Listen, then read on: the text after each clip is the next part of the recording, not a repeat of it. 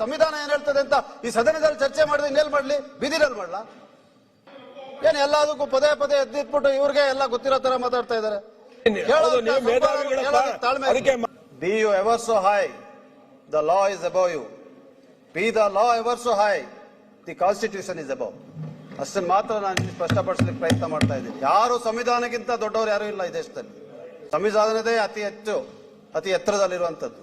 ಓದಿಲ್ಲ ಸಂವಿಧಾನ, ಜೈ ಸಂವಿಧಾನ ಅಂತ ಹೇಳಕ್ ಹೊರಟಿಲ್ಲ.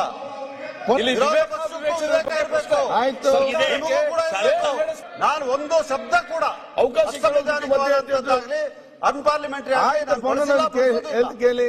ನಾನು ಕಾನ್ಸ್ಟಿಟ್ಯೂಷನ್ ಓದ್ಬಾರ್ದ? ಆಯ್ತು, ಮತ್ತೆ ಅವಕಾಶ ನಿಲ್ಸು. ಮಾತಾಡ್ತಾ ಇರೋದು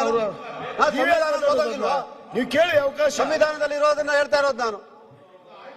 ಏನ್ ಎಲ್ಲದಕ್ಕೂ ಪದೇ ಪದೇ ಎದ್ದಿಟ್ಬಿಟ್ಟು ಇವ್ರಿಗೆ ಎಲ್ಲ ಗೊತ್ತಿರೋ ತರ ಮಾತಾಡ್ತಾ ಇದಾರೆ. ಪೊನ್ನಣ್ಣವರು, ಸಭಾಧ್ಯಕ್ಷರೇ, ಪೊನ್ನಣ್ಣವರು ಶೂನ್ಯ ವೇಳೆ ಒಂದು ಪ್ರಸ್ತಾಪ ಮಾಡಿದ್ದೀವಿ. ಒಂದ್ ಸೆಕೆಂಡ್ ಮಾಡಿಕೊಡಿ. ಒಂದ್ ಸೆಕೆಂಡ್ ಪೊನ್ನಣ್ಣವ್ರೆ, ಯಾಕಂತ ಹೇಳಿದ್ರೆ ಈಗ ರಾಜ್ಯಪಾಲರ ವಂದನ ಭಾಷಣ ತಾವು ಮಾತಾಡ್ತೀರಿ, ನೀನು ಚರ್ಚೆ ಪ್ರಾರಂಭ ಮಾಡ್ತೀರಿ, ಅದು ತಾವು ಬೇಗ ಮಾಡಿ ಮುಗಿಸಿ ಮತ್ತೆ ಈಶ್ವರ್ ಮಾತಾಡಿ ಮತ್ತೆ ಅವಕಾಶ ಕೊಡ್ತೇನೆ.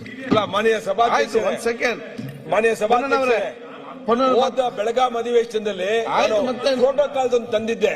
ಪ್ರೋಟೋಕಾಲ್ ಅದು ಎಲ್ರಿಗೂ ಸದಸ್ಯರಿಗೆ ಸಂಬಂಧಪಟ್ಟಿದ್ದು, ಅದಕ್ಕೆ ಉತ್ತರನೇ ಬರ್ಲಿಲ್ಲ. ಆಯ್ತು, ಈಗ ಅದು ಮುಗಿಲಿ ಅಲ್ಲ, ಈಗ ಕೊಡಿಸ್ಬೇಕು ನೀವು ಉತ್ತರನ.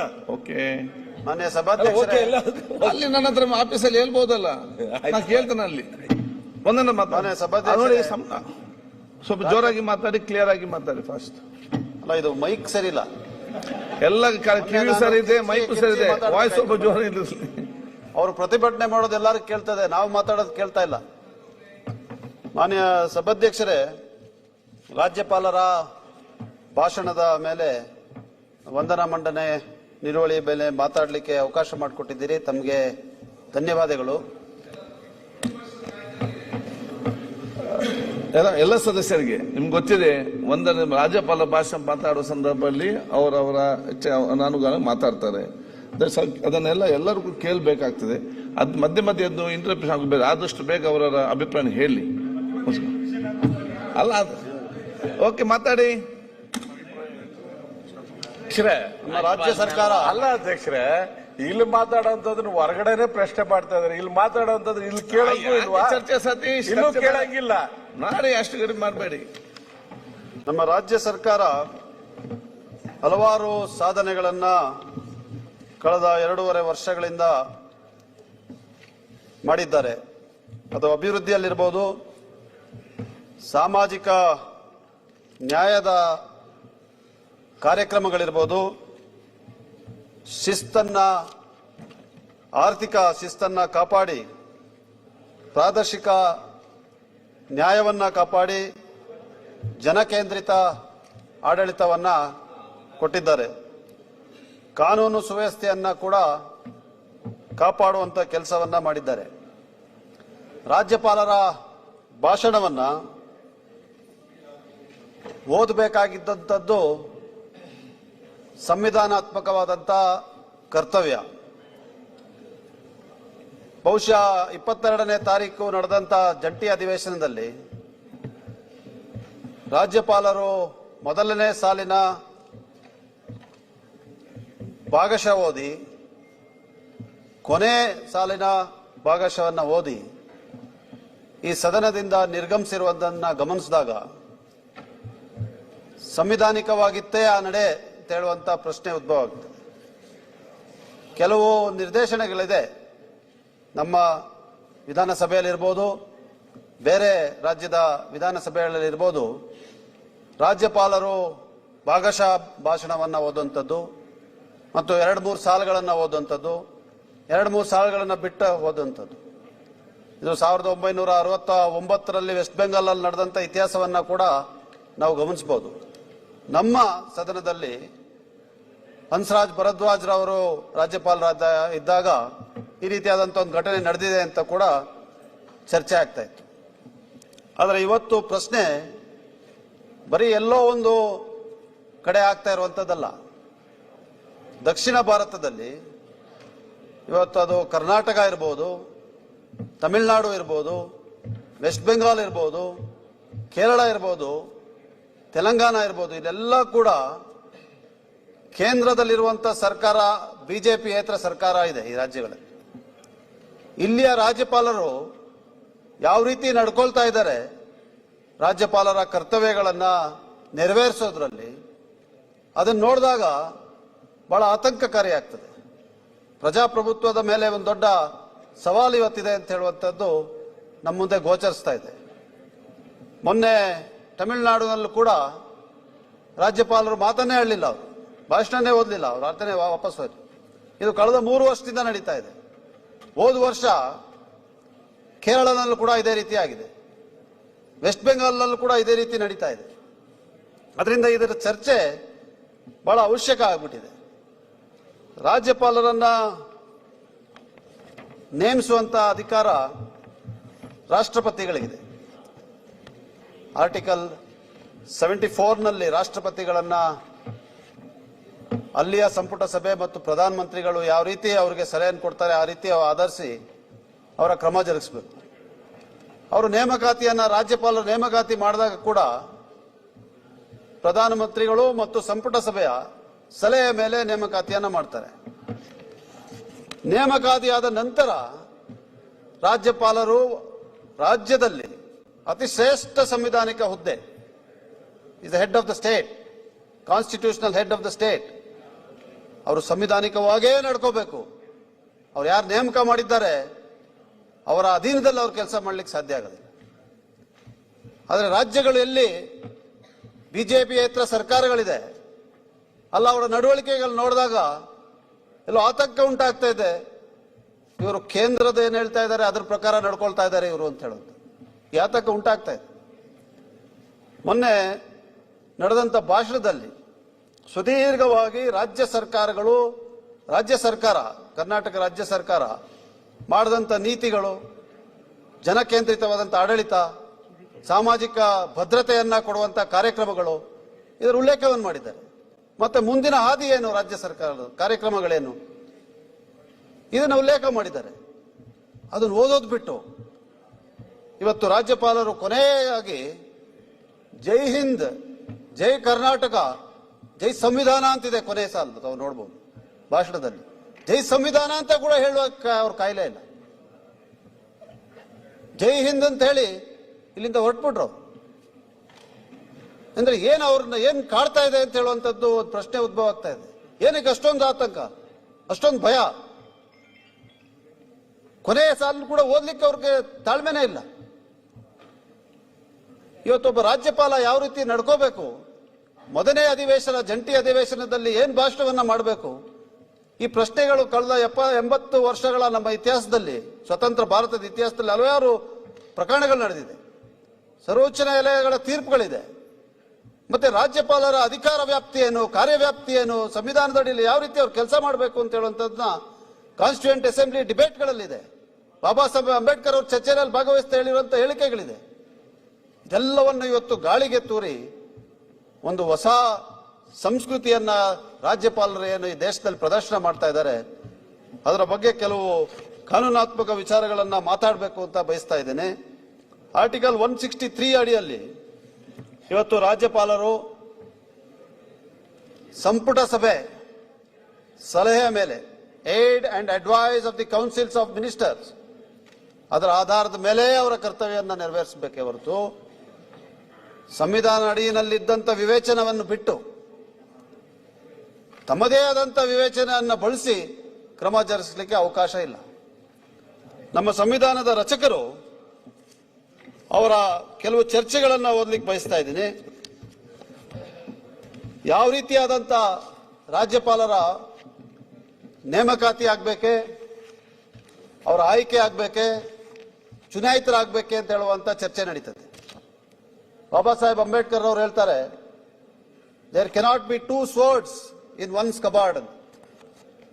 2 ಅಸ್ತ್ರಗಳು, ಪ್ರಬಲವಾದಂಥ ಅಸ್ತ್ರಗಳು ಒಂದೇ ಕಡೆ ಇರ್ಲಿಕ್ಕೆ ಸಾಧ್ಯ ಆಗಲ್ಲ ಅಂತ. ಅಂದ್ರೆ ಅಧಿಕಾರ ಹಂಚಿಕೆಯಲ್ಲಿ ಇಬ್ಬರು ಒಂದೇ ಅಧಿಕಾರ ಸಂವಿಧಾನದಲ್ಲಿ ಕೊಡ್ಲಿಕ್ಕೆ ಸಾಧ್ಯ ಆಗೋದಿಲ್ಲ. ಅದರಿಂದ ಇವರ ಆಯ್ಕೆ ಪ್ರಕ್ರಿಯೆ ಬಗ್ಗೆ ಚರ್ಚೆ ಮಾಡ್ತಾ ವ್ಯಕ್ತಿ ಕೇಂದ್ರಿತವಾದಂಥ ಚುನಾವಣೆ ಆಗಬೇಕು ರಾಜ್ಯಪಾಲರದು, ನೀತಿ ಕೇಂದ್ರಿತವಾದ ಮತ್ತು ಪಕ್ಷಾಧಾರಿತವಾದಂಥ ಚುನಾವಣೆ ಆಗಬೇಕು. ಮುಖ್ಯಮಂತ್ರಿಗಳು ಮತ್ತು ನಮ್ಮ ಶಾಸನ ಸಭೆಯದು ಅಂತ ಹೇಳುವಂತ ಚರ್ಚೆ ನಡೀತದೆ. ಅದರಿಂದ ಅವರಿಗೆ ಚುನಾವಣೆ ಮಾಡಿ ಪ್ರಯೋಜನ ಆಗೋದಿಲ್ಲ, ಅಷ್ಟೊಂದು ವೆಚ್ಚವನ್ನ ಮಾಡಿ ಪ್ರಯೋಜನ ಆಗೋದಿಲ್ಲ. ಯಾಕಂದ್ರೆ ಅದು ಒಬ್ಬ ವ್ಯಕ್ತಿ ಆಧಾರಿತವಾದಂತಹ ಚುನಾವಣೆ ಆಗ್ತದೆ. ಒಳ್ಳೆ ವ್ಯಕ್ತಿಯ ಕೆಟ್ಟ ವ್ಯಕ್ತಿಯ ಅಂತ ಹೇಳೋದಂತ ಒಂದೇ ತೀರ್ಮಾನವನ್ನು ಜನ ಮಾಡ್ತಾರೆ. ಅವರ ಅಧಿಕಾರ ವ್ಯಾಪ್ತಿ ಕೂಡ ಪೂರ್ಣವಾಗಿ on the aid and advice of the council of ministers ನಡೆಯೋದ್ರಿಂದ ಚುನಾವಣೆ ಅವಶ್ಯಕತೆ ಇಲ್ಲ, ಇವನ್ನ ನೇಮಕ ಮಾಡೋಣ ಅಂತ ಹೇಳುವಂತ ತೀರ್ಮಾನಕ್ಕೆ ಬರ್ತಾರೆ. ನೇಮಕಾತಿ ರಾಷ್ಟ್ರಪತಿಗಳು ಮಾಡಬೇಕು ಅಂತ ಹೇಳುವಂತ ತೀರ್ಮಾನಕ್ಕೆ ಬರ್ತಾರೆ. ಮತ್ತೆ ಅವ್ರಿಗೆ ಏನು ಅಧಿಕಾರವನ್ನು ಕೊಡಬೇಕು, ಅವ್ರು ಯಾವ ರೀತಿ ನಡ್ಕೋಬೇಕು, ಅವರ ಕಾರ್ಯವ್ಯಾಪ್ತಿ ಏನು ಅಂತ ಹೇಳುವಂತ ಚರ್ಚೆ ನಾನು ಬಾಬಾ ಸಾಹೇಬ್ ಅಂಬೇಡ್ಕರ್ ಅವರು ಕಾನ್ಸ್ಟಿಟ್ಯೂಂಟ್ ಅಸೆಂಬ್ಲಿಯಲ್ಲಿ ಮಾತಾಡಿದ್ದು ಓದೋಕ್ಕಿಂತ ಮೊದಲು ಬಹುಶಃ ನಮ್ಮ ವಿರೋಧ ಪಕ್ಷದವರಿಗೆ ಸೂಕ್ತವಾದಂತ ಕೆಲವು ವ್ಯಕ್ತಿಗಳ ಹೇಳಿಕೆಯನ್ನು ಓದ್ತೀನಿ. ಎಚ್.ವಿ. ಕಾಮತ್ ಅವರು ಹೇಳ್ತಾರೆ,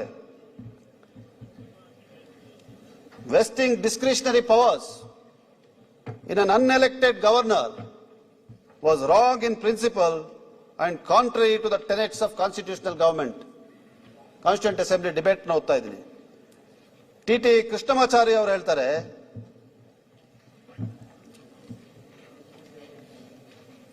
here the general proposition is that the governor has to act on the advice of his ministers.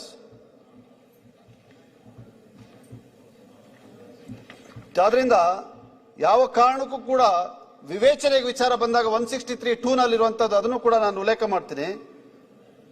ಮಾತಾಡ್ತಾ ಚರ್ಚೆನಲ್ಲಿ ಕೊನೆಯದಾಗಿ ಬಾಬಾ ಸಾಹೇಬ್ ಅಂಬೇಡ್ಕರ್ ಹೇಳ್ತಾರೆ, ಯಾವ ರೀತಿ 163(1) ಮತ್ತು 163(2) ಅನ್ನ ನಾವು ಚರ್ಚೆ ಮಾಡಬೇಕು ಅಂತ ಹೇಳುವಂತದ್ದು.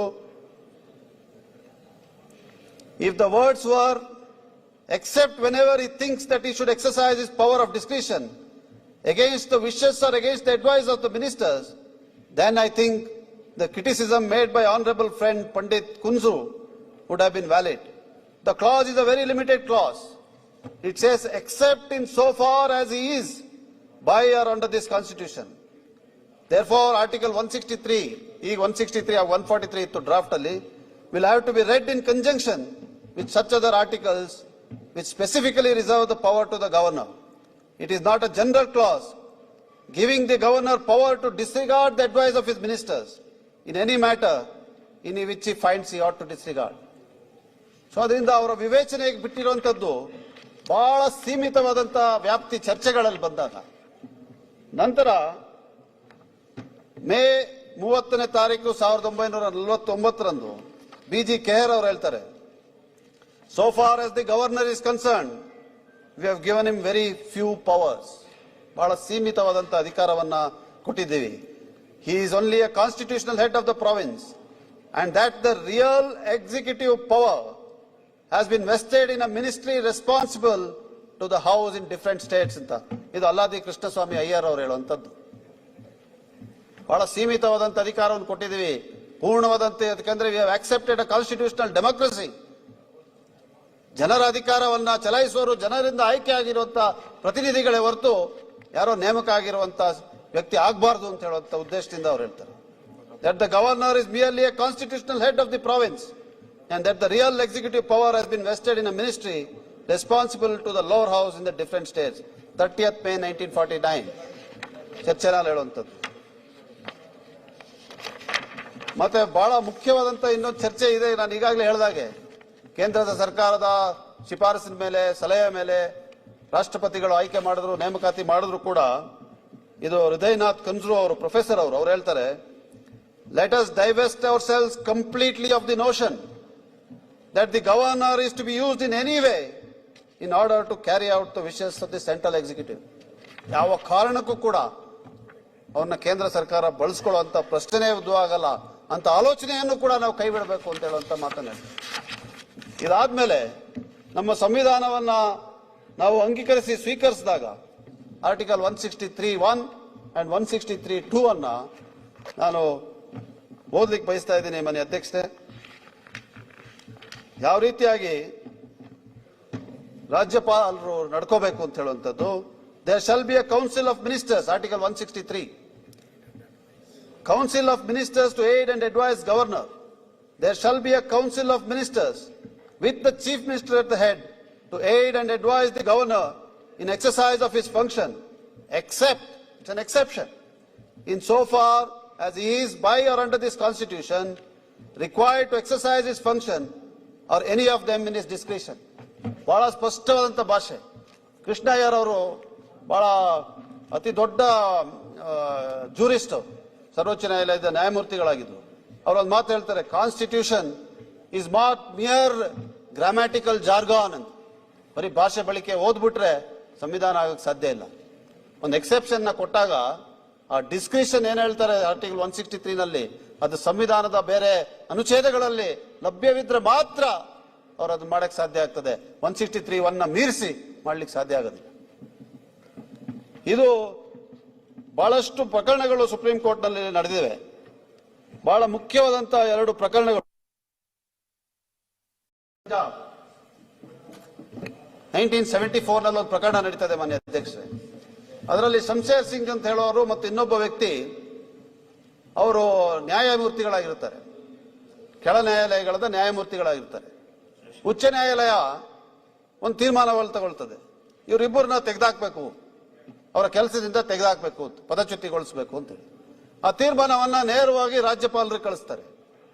ರಾಜ್ಯಪಾಲರು ಉಚ್ಚ ನ್ಯಾಯಾಲಯದ ತೀರ್ಮಾನದಂತೆ ಸಂಪುಟ ಸಭೆಗೆ ಅವರ ಸಲಹೆಯನ್ನು ಪಡೆಯದೆ ಅವನ್ನ ಪದಚ್ಯುತಿಗೊಳಿಸ್ತಾರೆ. ಈ ಪ್ರಕರಣ ಸರ್ವೋಚ್ಚ ನ್ಯಾಯಾಲಯಕ್ಕೆ ಹೋದಾಗ Shamsher Singh versus state of Punjab 1974 ಇದರಲ್ಲಿ ಚರ್ಚೆ ಆಗ್ತದೆ. ಇದು ಸರ್ವೋಚ್ಚ ನ್ಯಾಯಾಲಯದ 7 ನ್ಯಾಯಮೂರ್ತಿಗಳ ಪೀಠ, ಚೀಫ್ ಜಸ್ಟಿಸ್ ನ ಒಳಗೊಂಡಂತೆ 7 ನ್ಯಾಯಮೂರ್ತಿಗಳ ಕಾನ್ಸ್ಟಿಟ್ಯೂಷನಲ್ ಬೆಂಚ್, ಸಂವಿಧಾನಿಕವಾದಂತಹ ಪೀಠನಲ್ಲಿ ಚರ್ಚೆಯಾಗಿ ಅವರು ಕಾನೂನನ್ನ ಹೇಳ್ತಾರೆ. ಯಾಕಂದ್ರೆ article 141, 142 of the constitution supreme court ಹೇಳಿರುವಂತದ್ದು ಕಾನೂನು. ನಾವೆಲ್ಲರೂ ಕೂಡ ಸುಪ್ರೀಂ ಕೋರ್ಟ್ ಹೇಳಿರುವಂತಹ ಕಾನೂನನ್ನು ಎತ್ತಿ ಹಿಡಿಯುವಂತ ಕೆಲಸ ಮಾಡಬೇಕು ಸಂವಿಧಾನದ ಅಡಿಯಲ್ಲಿ. ಅದರಿಂದ ಅವ್ರು ಹೇಳಿರುವಂತಹ ಕಾನೂನು ಏನು ಅಂತ ಹೇಳಿದ್ರೆ, ಪ್ಯಾರಾ 154 ನಾನು ಕೋಟ್ ಮಾಡ್ತಾ ಇದ್ದೀನಿ ಜಡ್ಜ್ಮೆಂಟ್ ನ. We declare the law of this branch of our constitution to be that the president and governor, custodians of all executive and other powers under various articles, shall by virtue of these provisions exercise their constitutional powers only upon and in accordance with the aid of their ministers. This is the law. ಆಮೇಲೆ ಯಾವುದು discretion ಇದೆ ಅದು ಸಂವಿಧಾನದ ಅಡಿಯಲ್ಲಿ ಹೇಳಿದ್ದಾರೆ. ಈ ಪ್ರಕರಣದ ನಂತರ ಬಹಳಷ್ಟು ಪ್ರಕರಣಗಳು ಬಂದು ಎಲ್ಲವೂ ಕೂಡ ಶಂಶೇರ್ ಸಿಂಗ್, ಯಾಕಂದ್ರೆ it's a constitutional bench judgment. ಇತ್ತೀಚೆಗೆ 2016ರಲ್ಲಿ ಅರುಣಾಚಲ್ ಪ್ರದೇಶದಲ್ಲಿ ಸಂಸತ್ನ ನಮ್ಮ ವಿಧಾನಸಭೆಯ ಮುಗಿದ ಮೇಲೆ, ಅಧಿವೇಶನ ಮುಗಿದ ನಂತರ ಹೊಸ ಅಧಿವೇಶನಕ್ಕೆ ಸಂಪುಟ ಸಭೆ ಸಲಹೆಯನ್ನು ಕೊಡ್ತಾರೆ ರಾಜ್ಯಪಾಲರಿಗೆ. ಅವರು ಒಂದು ತಾರೀಖನ್ನು ನಿಗದಿ ಮಾಡಿ ರಾಜ್ಯಪಾಲರು ನಾನು ಅಧಿವೇಶನವನ್ನ ಕರೀತೀನಿ ಅಂತ ಹೇಳ್ತಾರೆ. 3/11/2015 ಅವರು ಲೆಜಿಸ್ಲೇಟಿವ್ ಅಸೆಂಬ್ಲಿನ 14/1/2016 ಪ್ರಾರಂಭ ಆಗಬೇಕು ಅಂತ ಹೇಳಿ ಘೋಷಣೆಯನ್ನು ಮಾಡ್ತಾರೆ. ಅದರ ನಂತರ ಅವರೇ ಸ್ವತಃ ವಿಧಾನಸಭೆಯ ಅಧಿವೇಶನವನ್ನ ಮತ್ತೆ ಅದನ್ನು ತಾರೀಖನ್ನ ಬದಲಾಯಿಸಿ 1 ತಿಂಗಳು ಮೊದಲೇ ಅದನ್ನು ಕರೆದು ಬಿಡ್ತಾರೆ. ಅದನ್ನು ಕರೆದಾಗ ಅಲ್ಲಿಯ ಸದಸ್ಯರು ಸರ್ವೋಚ್ಚ ನ್ಯಾಯಾಲಯಕ್ಕೆ ಹೋಗ್ತಾರೆ. ಅದು ಕೂಡ 5 ಜನರ ಪೀಠವಿರುವಂತ ನ್ಯಾಯಮೂರ್ತಿಗಳಿರುವಂತ ಪೀಠ ಒಂದು ತೀರ್ಪನ್ನು ಕೊಟ್ಟಿದೆ. ಅದು ಈ ದೇಶದ ಕಾನೂನು. Shamsher Singh and Nabam Rebia versus deputy speaker Arunachal Pradesh 2016. ಇದು ಬಹಳ ಸ್ಪಷ್ಟವಾಗಿ ಇದರಲ್ಲಿ ತೀರ್ಮಾನಗಳನ್ನು ತಗೊಂಡು ಎಲ್ಲವನ್ನ ಚರ್ಚೆ ಮಾಡಿ ಕೊನೆಗೆ ಕೆಲವು ಸೂಚನೆಗಳನ್ನು ಕೊಟ್ಟಿದ್ದಾರೆ, ಕೆಲವು ಡಿಕ್ಲರೇಷನ್ಸ್ ಕೊಟ್ಟಿರ್ತಾರೆ. It is there for clear, ಇದು ಕೂಡ ಪ್ಯಾರಾ 154 ಇದೆ.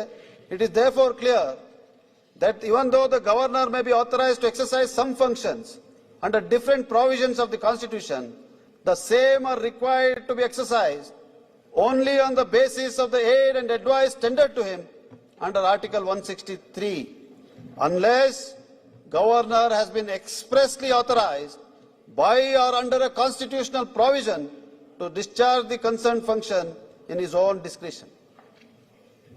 ಡಿಸ್ಕ್ರಿಷನ್ ಅನ್ನ 163(1) ಮೀರಿಸಿ ಡಿಸ್ಕ್ರಿಷನ್ ರಾಜ್ಯಪಾಲರಿಗಿಲ್ಲ, ಅವರ ವಿವೇಚನೆಗಿಲ್ಲ. ಅವರ ವಿವೇಚನೆಗೆ ಏನಿದೆ ಅಂತ ಹೇಳಿದ್ರೆ ಅದು ಕೂಡ ಸಂವಿಧಾನದ ಅನುಚ್ಛೇದಗಳಲ್ಲಿ ಇರೋದು ಮಾತ್ರ ಇದೆ ಅಂತ ಹೇಳುವಂತದ್ದು ಬಹಳ ಸ್ಪಷ್ಟವಾಗಿ ಹೇಳಿದ್ದಾರೆ. We are therefore of the considered view that insofar as the exercise of discretionary powers vested with the governor is concerned, the same is limited to situation wherein a constitutional provision expressly so provides that the governor should act in his own discretion. We are of the view that finality expressed in Article 163(2) would apply to functions exercised by the governor within the framework of Article 163(1). And additionally in situation where the clear intent underlying a constitutional provision.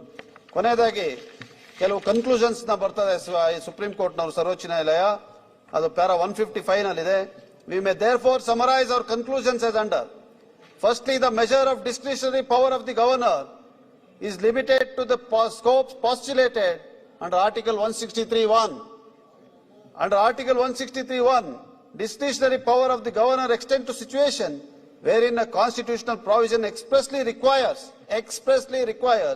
the governor to act in his own discretion. Thirdly, ಕೊನೆಯದಾಗಿ ಹೇಳ್ತಾರೆ, the scope and extent of discretion vested with the governor has to be ascertained from Article 163(2) without doing injury to Article 163(1) ಅಂತ ಹೇಳುವಂತ ಮಾತು. ಅದರಿಂದ ರಾಜ್ಯಪಾಲರು ಮೊನ್ನೆ 22ನೇ ತಾರೀಕಿಗೆ ಇಲ್ಲಿ ಭಾಷಣವನ್ನ ಏನು ಓದಬೇಕಾಗಿತ್ತು ಅದು ಪೂರ್ಣವಾಗಿ ಸಂಪುಟ ಸಭೆಯ ಸಲಹೆಯಂತೆ ಓದಬೇಕಿತ್ತು, ಬಿಟ್ಟರೆ ಅವ್ರಿಗೆ ಬೇರೆ ಅವಕಾಶನೇ ಇರಲಿಲ್ಲ. This is his power under 163. Article 176 ನಲ್ಲಿ ಮಾನ್ಯ ಅಧ್ಯಕ್ಷರೇ, ಇವತ್ತು ಒಂದು ಸಭೆ ವಿಧಾನಸಭೆ ಪ್ರಾರಂಭ ಆಗಬೇಕಾದಾಗ ಚುನಾವಣೆಯ ನಂತರ ಮೊದಲನೇ ಅಧಿವೇಶನ ಅಥವಾ ಹೊಸ ವರ್ಷದ ಮೊದಲನೇ ಅಧಿವೇಶನ ಪ್ರಾರಂಭ ಆಗಬೇಕಾದ್ರೆ ಅದು ಮಾನ್ಯ ರಾಜ್ಯಪಾಲರ ಭಾಷಣದಿಂದನೇ ಪ್ರಾರಂಭ ಆಗಬೇಕು. ಅದು ಕಡ್ಡಾಯ. ಎಲ್ಲೂ ಕೂಡ ಈ ದೇಶದ ಇತಿಹಾಸದಲ್ಲಿ ಇನ್ನು ಮುಂದಕ್ಕೆ ಏನಾಗುತ್ತೋ ಗೊತ್ತಿಲ್ಲ, ಈಗ ನೋಡ್ತಾ ಇರುವಂತ ಬೆಳವಣಿಗೆ ನೋಡಿದ್ರೆ ಇವತ್ತುವರೆಗೂ ನಮ್ಮ ದೇಶದ ಇತಿಹಾಸದಲ್ಲಿ ರಾಜ್ಯಪಾಲರು ಅಧಿವೇಶನಕ್ಕೆ ಹೋಗದೆ ಇರುವಂತದ್ದಿಲ್ಲ. ಆದ್ರೆ ಅದನ್ನು ಕೂಡ ನ್ಯಾಯಾಲಯಗಳು ಚರ್ಚೆ ಮಾಡಿದೆ. ಅಧಿವೇಶನಕ್ಕೆ ನಾನು ಹೋಗಲ್ಲ ಅಂತ ರಾಜ್ಯಪಾಲರು ಹೇಳಿದ್ರೆ ರಾಷ್ಟ್ರಪತಿಗಳು ತಕ್ಷಣ ಬೇರೆ ವ್ಯವಸ್ಥೆಯನ್ನು ಮಾಡಬೇಕು. ಅಲ್ಲಿ ಉಪರಾಷ್ಟ್ರಪತಿಗಳು ಇರ್ತಾರೆ, ರಾಷ್ಟ್ರಪತಿಗಳು ಹೋಗಕ್ಕಾಗಿಲ್ಲ ಅಂದ್ರೆ ಉಪರಾಷ್ಟ್ರಪತಿಗಳು ಬರ್ಬೋದು. ಆದ್ರೆ ಇಲ್ಲಿ ಇಲ್ಲ, ರಾಜ್ಯಪಾಲರು ಬಿಟ್ರೆ ಅವ್ರಿಗೆ ಯಾರು ಅಧೀನವಾಗಿಲ್ಲ. ತಕ್ಷಣ ಅದಕ್ಕೆ ಬೇರೆ ವ್ಯವಸ್ಥೆಯನ್ನು ಮಾಡಬೇಕು. ಬಹುಶಃ ಉಚ್ಚ ನ್ಯಾಯಾಲಯದ ಮುಖ್ಯ ನ್ಯಾಯಾಧೀಶರನ್ನಾರು ಗುರುತಿಸಿ ಅಧಿವೇಶನದ ಭಾಷಣ ಕಡ್ಡಾಯವಾಗಿ ನಡಿಬೇಕು 176 ನಲ್ಲಿ. ಇದು ಹೊಸದೇನಲ್ಲ. ಹೊನ್ನಣ್ಣವ್ರೆ, ಒಂದು ನಿಮಿಷ ಆಗ್ತೀರಾ? ಒಂದು ನಿಮಿಷ ಹೇಳಿ ಸರ್. ಮನೆ ಸಭಾಧ್ಯಕ್ಷರೇ, ಇವತ್ತು ನಮ್ಮ ಅಜೆಂಡಾದಲ್ಲಿರೋದು 23 ಜನವರಿ 2026ರಂದು ಶ್ರೀ ಎಸ್ ಪೊನ್ನಣ್ಣವರು ಸೂಚಿಸಿ ಶ್ರೀ ಪ್ರದೀಪ್ ಈಶ್ವರ್ ಅವರು ಅನುಮೋದಿಸಿದ ಈ ಕೆಳಕಂಡ ಪ್ರಸ್ತಾಪದ ಮೇಲೆ ಮುಂದುವರೆದ ಚರ್ಚೆ. ಏನ್ ಪ್ರಸ್ತಾಪ? ದಿನಾಂಕ 22ನೇ ಜನವರಿ 2026 ಗುರುವಾರದಂದು ವಿಧಾನಮಂಡಲದ ಉಭಯ ಸದನಗಳ ಸದಸ್ಯರನ್ನು ಉದ್ದೇಶಿಸಿ ದಯಪಾಲಿಸಿದ ಭಾಷಣಕ್ಕಾಗಿ, ಬಹಳ ಇಂಪಾರ್ಟೆಂಟ್, ದಯಪಾಲಿಸಿದ ಭಾಷಣಕ್ಕಾಗಿ ಈ ಅಧಿವೇಶನದಲ್ಲಿ ಸೇರಿರುವ ವಿಧಾನಸಭೆಯ ಸದಸ್ಯರಾದ ನಾವು ಮಾನ್ಯ ರಾಜ್ಯಪಾಲರವರಿಗೆ ಕೃತಜ್ಞತಾ ಪೂರ್ವಕವಾದ ವಂದನೆಗಳನ್ನು ಸಮರ್ಪಿಸಲು ಅಪ್ಪಣೆ ಕೋರುತ್ತೇವೆ ಅಂತ ಅವರೇ ಮನಸಿರೋದೇನು? ರಾಜ್ಯಪಾಲರಿಗೆ ಕೃತಜ್ಞತಾ ಪೂರ್ವಕವಾದ ವಂದನೆಗಳನ್ನು ಸಮರ್ಪಿಸಲು ಅಪ್ಪಣೆ ಕೋರುತ್ತೇವೆ. ಯಾಕೆ ಕೃತಜ್ಞತೆ? ಅವರು ದಯಪಾಲಿಸಿದ ಭಾಷಣಕ್ಕಾಗಿ. ಈಗ ಗವರ್ನರ್ ಸ್ಪೀಚ್ ಮೇಲೆ, ಆ ಕಂಟೆಂಟ್ಸ್ ಮೇಲೆ ಕೃತಜ್ಞತಾ ಪೂರ್ವಕವಾಗಿ ವಂದನೆ ಸಮರ್ಪಿಸುವಲ್ಲೂ ಮಾತಾಡ್ತಾ ಇದ್ದಾರಾ ಅಥವಾ ರಾಜ್ಯಪಾಲರ ಬಗ್ಗೆ ಮಾತಾಡ್ತಾ ಇದ್ದಾರೆ? ಅವ್ರು ರಾಜ್ಯಪಾಲರ ಬಗ್ಗೆ ಮಾತಾಡ್ತಾ ಇದ್ರೆ ಅವರೇ ಮಂಡಿಸಿರೋ ಪ್ರಸ್ತಾಪನೆ ವಿರುದ್ಧ ಅವರು ಮಾತಾಡ್ತಾ ಇದ್ದಾರೆ. ನೋಡಿ, ಒಂದ್ ನಿಮಿಷ ನಾನು ಹೇಳ್ತೀನಿ. ಮಾನ್ಯ ಸುರೇಶ್ ಕುಮಾರ್ ಅವರು ಬಹಳ ಹಿರಿಯರು, ಕಾನೂನು ಸಚಿವರಾಗಿದ್ದಂತವ್ರು. ಈಗ ನಾನು ಮಾತಾಡ್ತಾ ಇರುವಂತದ್ದು ರಾಜ್ಯಪಾಲರು ವ್ಯಕ್ತಿ ಅಲ್ಲ. ಅಲ್ಲ, ನಿಮ್ಮನ್ನು ಕೇಳ್ತಿರೋದು, ನೀವು ತೀರ್ಮಾನ ಮಾಡಬೇಕು. ಪ್ರಿಸೈಡಿಂಗ್ ಆಫೀಸರ್ ಅವರು ರಾಜ್ಯಪಾಲರ ಬಗ್ಗೆ ಮಾತಾಡ್ತಿದಾರಾ ಅಥವಾ ರಾಜ್ಯಪಾಲರ ಭಾಷಣದ ಬಗ್ಗೆ ಮಾತಾಡ್ತಿದಾರ ಅಂತ ನೀವು ಸ್ಪಷ್ಟಗೊಳಿಸಬೇಕು. ಈ ಚರ್ಚೆ ಆಗ್ತಿರೋದೇನು? ಎಜೆಂಡಾ ಎಜೆಂಡಾದ ಬಗ್ಗೆ ನೀವ್ ಹೇಳ್ಬೇಕು ಸಭಾಧ್ಯಕ್ಷರೇ, ಆ ಸದಸ್ಯರನ್ನೇನ್ ಕೇಳ್ತೀರಾ? ಅಧ್ಯಕ್ಷರೇ, ನೀವು ತೀರ್ಮಾನ ಮಾಡಬೇಕು. ಅಧ್ಯಕ್ಷರೇ, ದಯವಿಟ್ಟು ನೀವು ತೀರ್ಮಾನ ಮಾಡಿ. ಭಾಷಣದ ಮೇಲೆ ಪ್ರಿಸೈಡಿಂಗ್ ಅವ್ರ ಆಫೀಸರ್ ಅಭಿಪ್ರಾಯ ಏನ್ ಬೇಕಾದ್ರೂ ಮಾತಾಡಬಹುದು ಅಂತ ಸ್ಪೀಕರ್ ಪ್ರಿಸೈಡಿಂಗ್ ನೀವು ಆಫೀಸರ್ ಹಿಂಗೆ ನೀವು ಕೇಳಕ್ಕಲ್ಲ. ಈಗ ನೀವ್ ಏನ್ ಬೇಕಾದ್ರೂ ಮಾತಾಡ್ಲಿಕ್ಕೆ ಕೂತಿಲ್ಲ ನಾವು. ಅವರ ಅಭಿಪ್ರಾಯಗಳನ್ನ ನೀವೇನ್ ರಾಜ್ಯಪಾಲರ ಭಾಷಣ ಅಂದಾಗ ಅವ್ರು ಏನೇನೋ ದಯವಿಟ್ಟು ಸ್ಪೀಕರ್ ರೂಲಿಂಗ್ ಕೊಡಬೇಕು. ಏನೇನೋ ಹೇಳೋದಕ್ಕೆ ಏನೇನು ಬೆಳಕು ಚೆಲ್ತಾವ್ರೆ. ನಾವು ಕಾನೂನಿನ ಪರಿಣಿತರಲ್ಲ. ಮೊನ್ನೆ ಏನು ವಾದ ಮಾಡಿರೋ, ಇವತ್ತೇನು ಅವರು ಸೆಕ್ಷನ್ ಪ್ರಕಾರ ಕಾನ್ಸ್ಟಿಟ್ಯೂಷನ್ ಪ್ರಕಾರ ನಾವು ಕಾನ್ಸ್ಟಿಟ್ಯೂಷನ್ ಯಾಕೆ ಮಾಡ್ಕೊಂಡಿದೀವಿ ಅದ್ರ ಪ್ರಕಾರ ತಾನೇ ನಡೀಬೇಕು. ರಾಜ್ಯಪಾಲರು ಅವರ ವಿವೇಚನಾ ಶಕ್ತಿ ಏನು, ಅವರ ಅಧಿಕಾರದ ಸ್ಪಷ್ಟವಾಗಿ ಹೇಳ್ತಾರೆ. ಮತ್ತೆ ಅವತ್ತಾಗಿರೋ ಕರ್ನಾಟಕ ರಾಜ್ಯ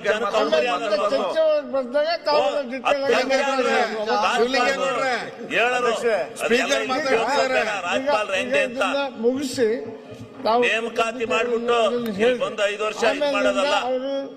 ನೇಮಕಾತಿ ನಮ್ಮಂಗೆ ದಯಮಾಡಿ ಇವರು ಕಾನೂನಿಗೆ ಮಾತಾಡ್ತಾ ಇದ್ದಾರೆ. ಸಭಾಧ್ಯಕ್ಷರೇ,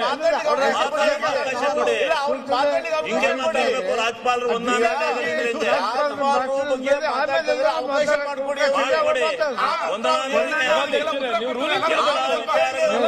ಚರ್ಚೆ ನಿರ್ಣಯದಲ್ಲಿ ದಯವಿಟ್ಟು ರೂಲಿಂಗ್ ಕೊಡಿ.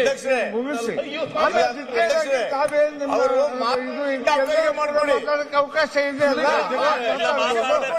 ಇದಕ್ಕೆ ಅವಕಾಶ ಸಮಯ ಕೊಡಬೇಕು.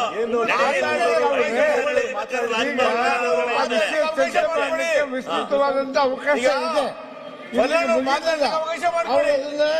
ಅಧ್ಯಕ್ಷರೇ, ಅವಕಾಶ ಮಾಡಿ ಮಾತಾಡ್ಲಿಕ್ಕೆ ಮಾತಾಡ್ತಾ ಇದಾರೆ. ಅವರು ಅಡ್ವೊಕೇಟ್ ಹೈಕೋರ್ಟ್ ಇದಾಗಿದ್ದು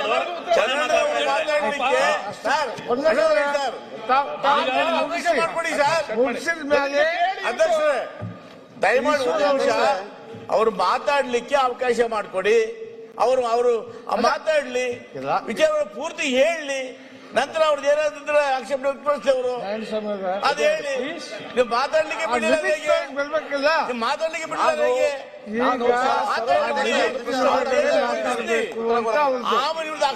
ಮಾತಾಡ್ಲಿ ಇವರು. ಅವ್ರು ಮಾತಾಡಿದ್ದಾರೆ.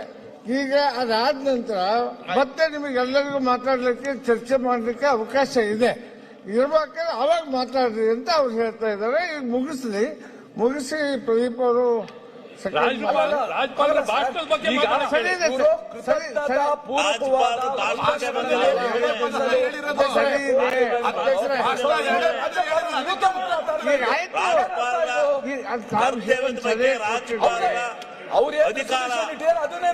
ನಿಯಮಗಳ ಬಗ್ಗೆ ಮಾತಾಡ್ತಾ ಅಷ್ಟೇ. ಅವರು ಇನ್ನು ಚರ್ಚೆಗೆ ಬಂದಿಲ್ಲ.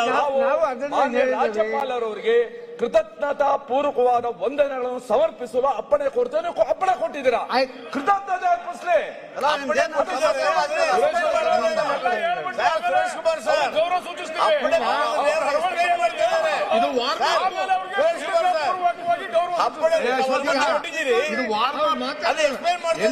ಕೃತಜ್ಞತೆ ಸಲ್ಲಿಸ್ತಾರೆ.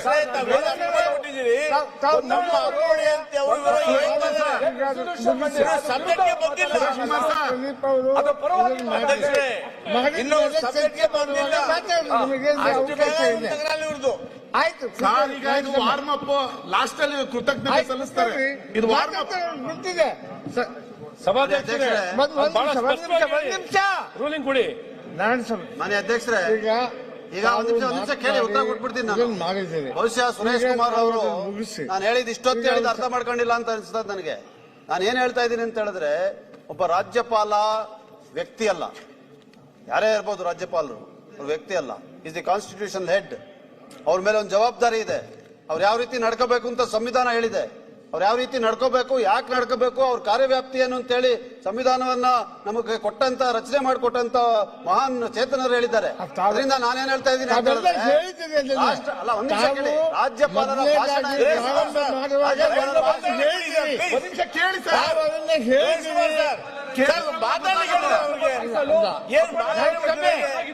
ಈಗ ಪಣ್ಣಣ್ಣವರು ಇದೆಲ್ಲವನ್ನ ಮಾತಾಡಿದ್ದಾರೆ.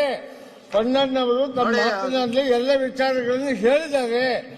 ಈಗ ಇಲ್ಲಿ ಹೇಳ್ತಾ ಇದ್ದಾರೆ ಸರ್, ಹೇಳಿಲ್ಲ ಪೂರ್ತಿ ಮತ್ತೆ ಅವರು. ಮಾತಾಡಿ. ಹೇಳಲಿಕ್ಕೆ ಬಿಡಕ್ಕೆ ದಯಮಾಡಿ. ಈಗ ಅವರು ಪ್ರಾರಂಭ ಮಾಡಿದ್ದಾರೆ. ಇಲ್ಲ, ಅದಕ್ಕೆ ಅಡ್ಡಿಪಡಿಸಿಲ್ಲ. ಇದರಲ್ಲಿ ಮಾತಾಡಿ ಅಂತ ಹೇಳಿದ್ದಾರೆ ಅಷ್ಟೇ. ನಾವು ವೆಸ್ಟ್ ಮಿನಿಸ್ಟರ್ ಸಿಸ್ಟಮ್ ನ ಅಡಾಪ್ಟ್ ಮಾಡ್ಕೊಂಡಿದ್ದೀವಿ. Okay. Adapted the Westminster system. ದಯ ಪಾಲಿಸಿ ಇದೆಲ್ಲ ಅವರು ಕೊಟ್ಟಿರುವಂತ ಭಾಷೆ.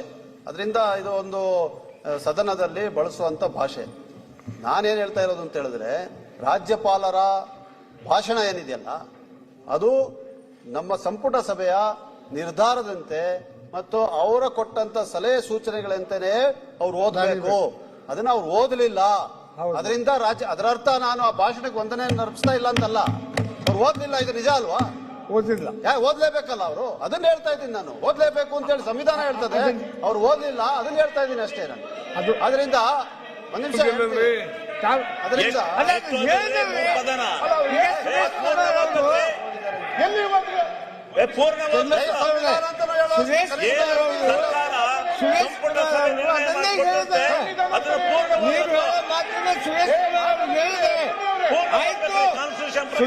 ಈಗ ಸುರೇಶ್ ಕುಮಾರ್ ಅವರು ಅದನ್ನೇ ಹೇಳಿದ್ದಾರೆ.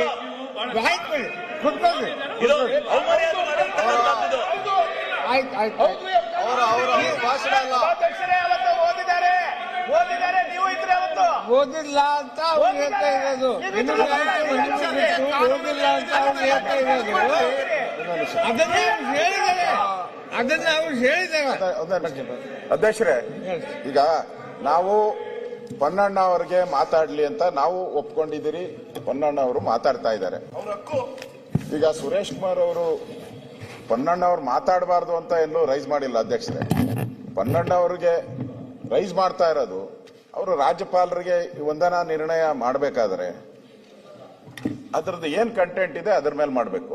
ಅದು ಬಿಟ್ಬಿಟ್ಟು ರಾಜ್ಯಪಾಲರು ಓದಿಲ್ಲ ಅಂದ್ಮೇಲೆ ನೀವು ಯಾಕೆ ಅದಕ್ಕೆ ವಂದನಾ ನಿರ್ಣಯ ಮಾಡ್ತೀರಾ? ನೀವು ಮಾಡಬೇಡಿ. ಓದ ಇಲ್ಲಲ್ಲ ಅವರು, ಕೇಳಿದ್ರೆ ಹೇಳ್ತೀರಿ. ಓದಿಲ್ಲ. ಅಸೆಂಬ್ಲಿಯಲ್ಲಿ ಮಂಡನೆ ಆಗಿದೆ ಅದು. ಅದ್ರ ಬಗ್ಗೆ ಚರ್ಚೆ.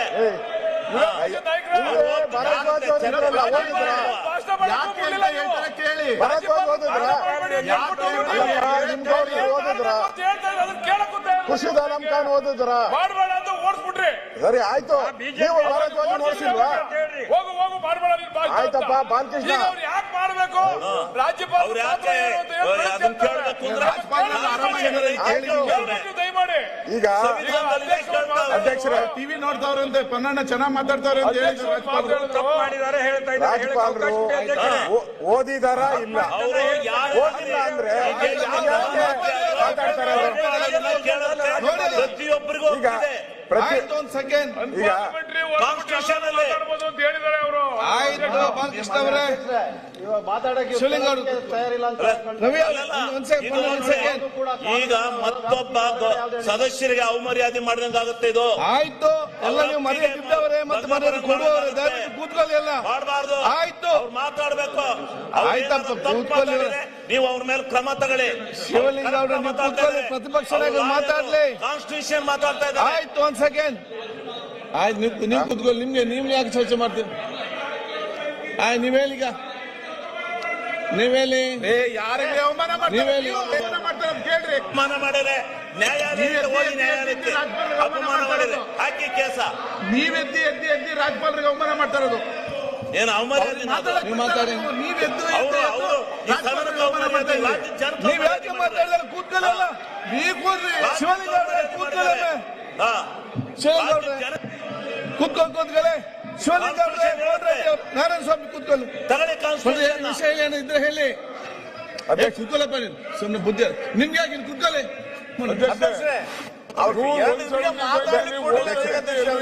ಕೃಷ್ಣ ಕೂತ್ಕೊಳ್ಳಿ. ಕೃಷ್ಣ ಮನೆ ಅಧ್ಯಕ್ಷರೇ ನೋಡಿ, ಎಲ್ಲ ಬುದ್ಧಿ ಹೇಳುವವರು ಇದ್ದೀರಿ ಇಲ್ಲಿ. ಆಯ್ತು ಅಧ್ಯಕ್ಷರೇ, ಮುಂದುವರಿಸ್ತೀರಿ. ಈಗ ಪೊನ್ನಣ್ಣ ಮಾತು ಮುಂದುವರಿಸಿ. ಮನೆ ಅಧ್ಯಕ್ಷರೇ, ನಾನು ಬೆಳಿಗ್ಗೆ ಮಾತಾಡ್ತಾ ಇದ್ದಾಗ ಇಬ್ರು ಗೌರವಾನ್ವಿತ ವಿರೋಧ ಪಕ್ಷದ ನಾಯಕರು ಮತ್ತು ಮಾನ್ಯ ಸುರೇಶ್ ಕುಮಾರ್ ಅವರು ಹಿರಿಯರವರು ಕೆಲವು ವಿಚಾರಗಳನ್ನ ಆಕ್ಷೇಪಣೆಗಳನ್ನ ಹೇಳಿದರು. ನಾನು ಯಾವಾಗೂ ಕೂಡ ರಾಜ್ಯಪಾಲರಿಗೆ ಆಗಲಿ ರಾಜ್ಯಪಾಲರ ಹುದ್ದೆಗಾಗಲಿ ಅಗೌರವ ತರ ರೀತಿಯಲ್ಲಿ ಒಂದು ಭಾಷೆಯನ್ನು ಕೂಡ ಮಾತಾಡಲಿಲ್ಲ, ಒಂದು ಪದವನ್ನು ಕೂಡ ಬಳಕೆ ಮಾಡಿಲ್ಲ. ನನ್ನ ಪ್ರಯತ್ನ ಏನು ಅಂತ ಹೇಳಿದ್ರೆ, ಸಂವಿಧಾನದ ಅಡಿಯಲ್ಲಿರುವಂಥ ಜವಾಬ್ದಾರಿಗಳು ಅತಿ ಶ್ರೇಷ್ಠ ಹುದ್ದೆ, ರಾಜ್ಯಪಾಲರ ಹುದ್ದೆ ಸಂವಿಧಾನದ ಅಡಿಯಲ್ಲಿ ಅತಿ ಶ್ರೇಷ್ಠವಾದಂಥ ಹುದ್ದೆ. ಅವರು ಕೆಲವು ಜವಾಬ್ದಾರಿಗಳನ್ನ ಸಂವಿಧಾನದ ಅಡಿಯಲ್ಲಿ ಕೊಟ್ಟಿದ್ದಾರೆ. ಆ ಹುದ್ದೆಯನ್ನ ಕುರಿತು ಮತ್ತು ಅವರ ಜವಾಬ್ದಾರಿಗಳು ಸಂವಿಧಾನಿಕವಾಗಿ ಏನು ಅಂತ ಹೇಳೋದ್ರ ಕುರಿತು ನಾನು ಮಾತಾಡಿದ್ದೇನೆ. ಮತ್ತೆ ಈಗ ಮೊದಲನೇ ಬಾರಿಗೆ ಶಾಸಕನಾಗಿ ಬಂದಾಗ ರಾಜ್ಯಪಾಲರು ಮಾತಾಡ್ತಾರೆ, ಅವರ ಭಾಷಣವನ್ನು ಓದಿ ಹೇಳ್ತಾರೆ ಅಂತ ಹೇಳುವಂತ ನಿರೀಕ್ಷೆ ಸಹಜವಾಗಿರ್ತದೆ. ಮತ್ತೆ ಆ ಪ್ರಕ್ರಿಯೆ ಏನಿದೆ, ಜಂಟಿ ಅಧಿವೇಶನದಲ್ಲಿ ನಡಿಬೇಕಾಗಿರುವಂತ ಪ್ರಕ್ರಿಯೆ, ಅದಕ್ಕೆ ಬಹಳಷ್ಟು ಗೌರವದಿಂದ ನಾವೆಲ್ಲ ಕೂಡ ಸದನದ ಸದಸ್ಯರು ಕಾಯ್ತಾ ಇರ್ತೀವಿ. ಆ ರೀತಿಯಾಗಿ ಕಾತುರದಿಂದ ಕಾದ ಸಂದರ್ಭದಲ್ಲಿ ಈ ತರ ಆಯ್ತಲ್ಲ ಅಂತ ಹೇಳುವಂತ ನೋವಿನಲ್ಲಿ ನಾನು ಈ ಸಾಂವಿಧಾನಿಕವಾದಂತ ವಿಚಾರಗಳನ್ನು ಮಾತ್ರ ಪ್ರಸ್ತಾಪ ಮಾಡಿದ್ದೀನಿ. ಉಚ್ಚ ನ್ಯಾಯಾಲಯದ ಸರ್ವೋಚ್ಚ ನ್ಯಾಯಾಲಯದ ತೀರ್ಪುಗಳನ್ನ ಪ್ರಸ್ತಾಪ ಮಾಡಿದ್ದೀನಿ. ಮುಂದಕ್ಕೆ ಹೋಗ್ತಾ ಈಗಾಗಲೇ ಮಾನ್ಯ ಅಧ್ಯಕ್ಷರೇ, ಆರ್ಟಿಕಲ್ 163 ವಿಚಾರದಲ್ಲಿ ಎಲ್ಲ ನಾನು ಬಹಳಷ್ಟು ತೀರ್ಪುಗಳನ್ನ ಮತ್ತು ಕಾನ್ಸ್ಟಿಟ್ಯೂಂಟ್ ಅಸೆಂಬ್ಲಿ ಡಿಬೇಟ್ಗಳನ್ನ ಕೂಡ ಪ್ರಸ್ತಾಪ ಮಾಡಿ ಹೇಳಿ, ವಿವೇಚನೆ ಎಷ್ಟು ಮಟ್ಟಕ್ಕೆ ರಾಜ್ಯಪಾಲರಿಗಿದೆ ಅಂತ ಹೇಳುವಂಥದ್ದು ಮತ್ತು ಸಂವಿಧಾನಿಕವಾದಂಥ ಜವಾಬ್ದಾರಿಗಳು ಏನೇನು ಅಂತ ಹೇಳೋದರ ಬಗ್ಗೆ ನಾನು ಮಾತಾಡಿದ್ದೇನೆ. ಅದಕ್ಕೆ ಪೂರಕವಾದಂಥ ಉಚ್ಚ ನ್ಯಾಯಾಲಯದ ಕಾನ್ಸ್ಟಿಟ್ಯೂಷನಲ್ ಬೆಂಚಸ್ ಅಂದ್ರೆ 7 ನ್ಯಾಯಮೂರ್ತಿಗಳ ಪೀಠ ತೀರ್ಪುಗಳನ್ನು ಕೂಡ ಓದಿ ತಮ್ಮ ಮುಂದೆ ನಾನು ಪ್ರಸ್ತಾಪವನ್ನು ಮಾಡಿದ್ದೇನೆ. ಈಗ ಮಾನ್ಯ ರಾಜ್ಯಪಾಲರ ವಿವೇಚನೆ ಬಹಳ ಸೀಮಿತವಾದಂಥದ್ದು. ಈ ಭಾಷಣ ಏನಿದೆ ಆರ್ಟಿಕಲ್ 176 ನಲ್ಲಿ ಜಂಟಿ ಅಧಿವೇಶನ ಕರ್ನಾಟಕದಲ್ಲಿ 2 ಮನೆಗಳಿರೋದ್ರಿಂದ, ಮೇಲ್ಮನೆ ಮತ್ತು ಕೆಳಮನೆ ಇರೋದ್ರಿಂದ ಜಂಟಿ ಅಧಿವೇಶನ ಕರೆಯಲಾಗ್ತದೆ. ಆ ಜಂಟಿ ಅಧಿವೇಶನದಲ್ಲಿ ಮೊದಲನೇ ಅಧಿವೇಶನದಲ್ಲಿ ಅವರು ಮಾತಾಡಬೇಕಾಗಿರುವಂತದ್ದು ಕಡ್ಡಾಯವಾಗಿ ಮಾತಾಡಬೇಕು ಅಂತ ಹೇಳುವಂತ ವಿಚಾರವನ್ನು ಪ್ರಸ್ತಾಪ ಮಾಡಿ ನಾನು ಮುಂದಕ್ಕೆ ಹೋಗ್ತೀನಿ. ಆರ್ಟಿಕಲ್ 176 ನಲ್ಲಿ ಈ ಒಂದು ಅಧಿವೇಶನ ಪ್ರಾರಂಭ ಆಗಬೇಕಾದ್ರೆ, ಹೊಸ ವರ್ಷದ ಅಧಿವೇಶನ ಮೊದಲನೇ ಅಧಿವೇಶನ ಪ್ರಾರಂಭ ಆಗಬೇಕಾದ್ರೆ ರಾಜ್ಯಪಾಲರು ಕಡ್ಡಾಯವಾಗಿ ಭಾಷಣವನ್ನ ಮಾಡಬೇಕಾಗ್ತದೆ. ಈ ಭಾಷಣದಲ್ಲಿ ಮಾತಾಡುವಾಗ ಅವ್ರಿಗೆ ಈಗಾಗಲೇ ನಾನು ಹೇಳಿದಂತೆ ಯಾವುದೇ ವಿವೇಚನೆ ಇಲ್ಲ. ರಾಜ್ಯ ಸರ್ಕಾರ ಅದು ಸಂಪುಟ ಸಭೆ ಸಲಹೆ ಮೇಲೆ ತಯಾರಾಗಿರುವಂತ ಭಾಷಣವನ್ನೇ ಓದತಕ್ಕದ್ದು. ಅದರಲ್ಲಿ ಯಾವುದೂ ತಿದ್ದುಪಡಿಯನ್ನ ಕೂಡ ಮಾಡಕ್ಕಾಗೋದಿಲ್ಲ. ಇದು ಕೂಡ ಸ್ಪಷ್ಟವಾಗಿರುವಂತ ಕಾನೂನು. ಈಗ ಬೆಳಗ್ಗೆ ಮಾತಾಡ್ತಾ ಈಗಾಗಲೇ ಓದಿದ್ದಾರೆ ಅಂತ ಹೇಳುವಂತದನ್ನ ಉಲ್ಲೇಖ ಮಾಡಿದ್ರು ಅವರು. It is deemed to have been read out and placed before the house. Lay ಆಗಿದ ಮೇಲಿಂದ ಅದ್ರ ಬಗ್ಗೆ ಚರ್ಚೆ ಮಾಡ್ತೀವಿ, ಭಾಷಣಕ್ಕೆ ವಂದನೆಯನ್ನ ಸಮರ್ಪಣೆ ಮಾಡ್ತೀವಿ ಹೊರತು ಇದು ನಾನು ಹೇಳ್ತಾ ಇರೋದು ಪೂರ್ಣವಾಗಿ ಬೇರೆ ವಿಚಾರ. ಈಗ ಆರ್ಟಿಕಲ್ 176 ನ ಅಡಿಯಲ್ಲಿ ಕಡ್ಡಾಯವಾಗಿ ಅವ್ರು ಓದ್ಬೇಕಾಗತ್ತೆ ಭಾಷಣವನ್ನ. ನಾನು ಒಂದೇ ನಿಮಿಷದಲ್ಲಿ ಅದನ್ನ ಹೇಳ್ತೀನಿ. Special address by the governor at the commencement of the first session after each general election to the legislative assembly and at the commencement of the first session of each year, the governor shall address the legislative assembly or in the case of a state having a legislative council, both houses assemble together and inform the legislature the causes of its summons. ಯಾವ ಉದ್ದೇಶಕ್ಕೋಸ್ಕರ ಈ ಸದನವನ್ನ ಕರೆದಿದ್ದೀವಿ, ಮುಂದಕ್ಕೆ ಏನೆಲ್ಲ ಪ್ರಕ್ರಿಯೆ ನಡೀತೀವಿ, ಯಾವ ರೀತಿಯಾದಂತ ಕಾನೂನು ರಚನೆ ಆಗ್ತದೆ, ನಮ್ಮ ಕಾರ್ಯಕ್ರಮಗಳೇನು ಅಂತ ಹೇಳೋದನ್ನ ಅವರು ಘೋಷಣೆ ಮಾಡಬೇಕಾಗುತ್ತೆ ಅವ್ರ ಭಾಷಣದ ಮೂಲಕ. ಆ ಭಾಷಣಕ್ಕೆ ಬರದೇ ಇರುವಂತ ವಿಚಾರನೇ ಇಲ್ಲ, ಸಂವಿಧಾನದಲ್ಲಿ ಅದಕ್ಕೆ ಅವಕಾಶನೇ ಇಲ್ಲ. ಮತ್ತೆ ಓದುವಾಗ ಕೂಡ ನಾವು ಕೊಟ್ಟಿರುವಂತ ಭಾಷಣವನ್ನೇ ಅವ್ರು ಓದಬೇಕು ಮತ್ತು ಪೂರ್ಣವಾಗಿ ಓದಬೇಕು ಅಂತ ಹೇಳೋದಕ್ಕೆ ನಾನು ಈ ಮಾತನ್ನ ಹೇಳ್ತಾ ಇದ್ದೀನಿ. ಇದೇನು ಹೊಸದು ಕೂಡ ಅಲ್ಲ. ಇದು ನಾನೇನು ಇದು ಮೊದಲನೇ ಬಾರಿ ಆಗ್ತಾ ಇದೆ ಅಂತ ಕೂಡ ಹೇಳುವಂತ ವಾದವನ್ನು ಮಾಡ್ತಾ ಇಲ್ಲ. ಆದ್ರೆ ಇದಾದಂತ ಸಂದರ್ಭದಲ್ಲಿ ಕೆಲವು ಉದಾಹರಣೆಗಳಿದೆ, ನಿರ್ದೇಶನಗಳಿದೆ, ಅದನ್ನ ಹೇಳಲಿಕ್ಕೆ ಬಯಸ್ತಾ ಇದ್ದೀನಿ ನಾನು.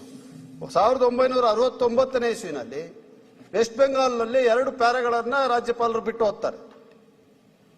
ಇದು ಪ್ರಕರಣ ಕೂಡ ಆಗ್ತದೆ. ನಂತರ ಲೋಕಸಭೆಯಲ್ಲಿ ಚರ್ಚೆ ಆದಾಗ ಅಂದಿನ ಗೃಹ ಸಚಿವರು ಅಟಾರ್ನಿ ಜನರಲ್ ಅವರ ಒಪಿನಿಯನ್ ಅನ್ನ ಪಡೆದು, ನಾವು ಮಾತಾಡುವವರು ಕೂಡ ಗವರ್ನರ್ಗಳ ಬಗ್ಗೆ ಮಾತಾಡ್ತೀವಿ, ಅದಕ್ಕೆ ಅವಕಾಶ ಕೊಡಬೇಕು. ಇದು ಮಾಡಿದ್ರು ಯಾವ್ಯಾವ ಕಾಲದಲ್ಲಿ ಏನೇನಾಯ್ತು, ಯಾವ್ಯಾವ ಗವರ್ನರ್ ಮಾಡೋದು ಅವಕಾಶ ಕೊಡಬೇಕು.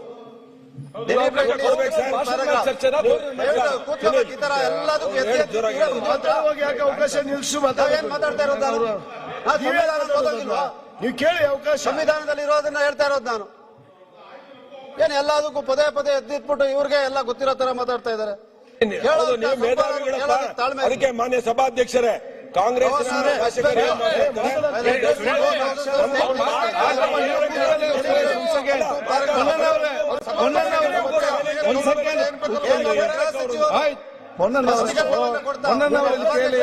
ನಾನು ಒಂದು ಶಬ್ದ ಕೂಡ ಅಸಂವಿಧಾನಿಕವಾದಂತಾಗ್ಲಿ ಅನ್ಪಾರ್ಲಿಮೆಂಟರಿ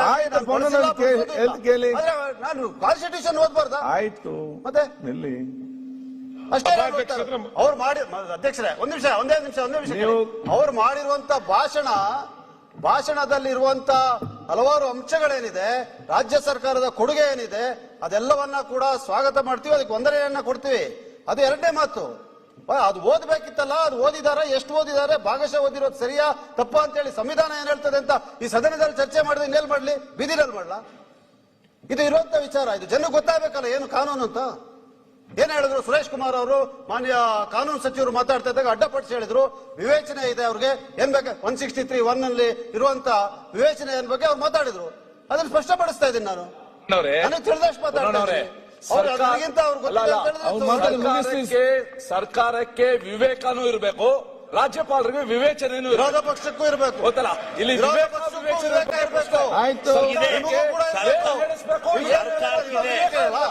ಸರ್ಕಾರಕ್ಕೆ ವಿವೇಚನೆ ಇದೆ, ರಾಜ್ಯಪಾಲರಿಗೆ ಇರಲಿಲ್ಲ. ವಿವೇಕ ರಾಜ್ಯಪಾಲರಿಗೆ ಇರಲಿಲ್ಲ. ಅವರು ತಾಳ್ಮೆಗೆಟ್ಟರು ರಾಜ್ಯಪಾಲರು. ಅದು ಇಡೀ ರಾಜ್ಯದ ಜನಕ್ಕೆ, ರಾಷ್ಟ್ರದ ತಗೊಳ್ಳಿ, ತಾಳ್ಮೆ ತಗೋಬಹುದಾಗಿತ್ತಲ್ಲ. ಅಧ್ಯಕ್ಷರೇ, ಈ ಸರ್ಕಾರಕ್ಕೆ ವಿವೇಕ ಇದೆ,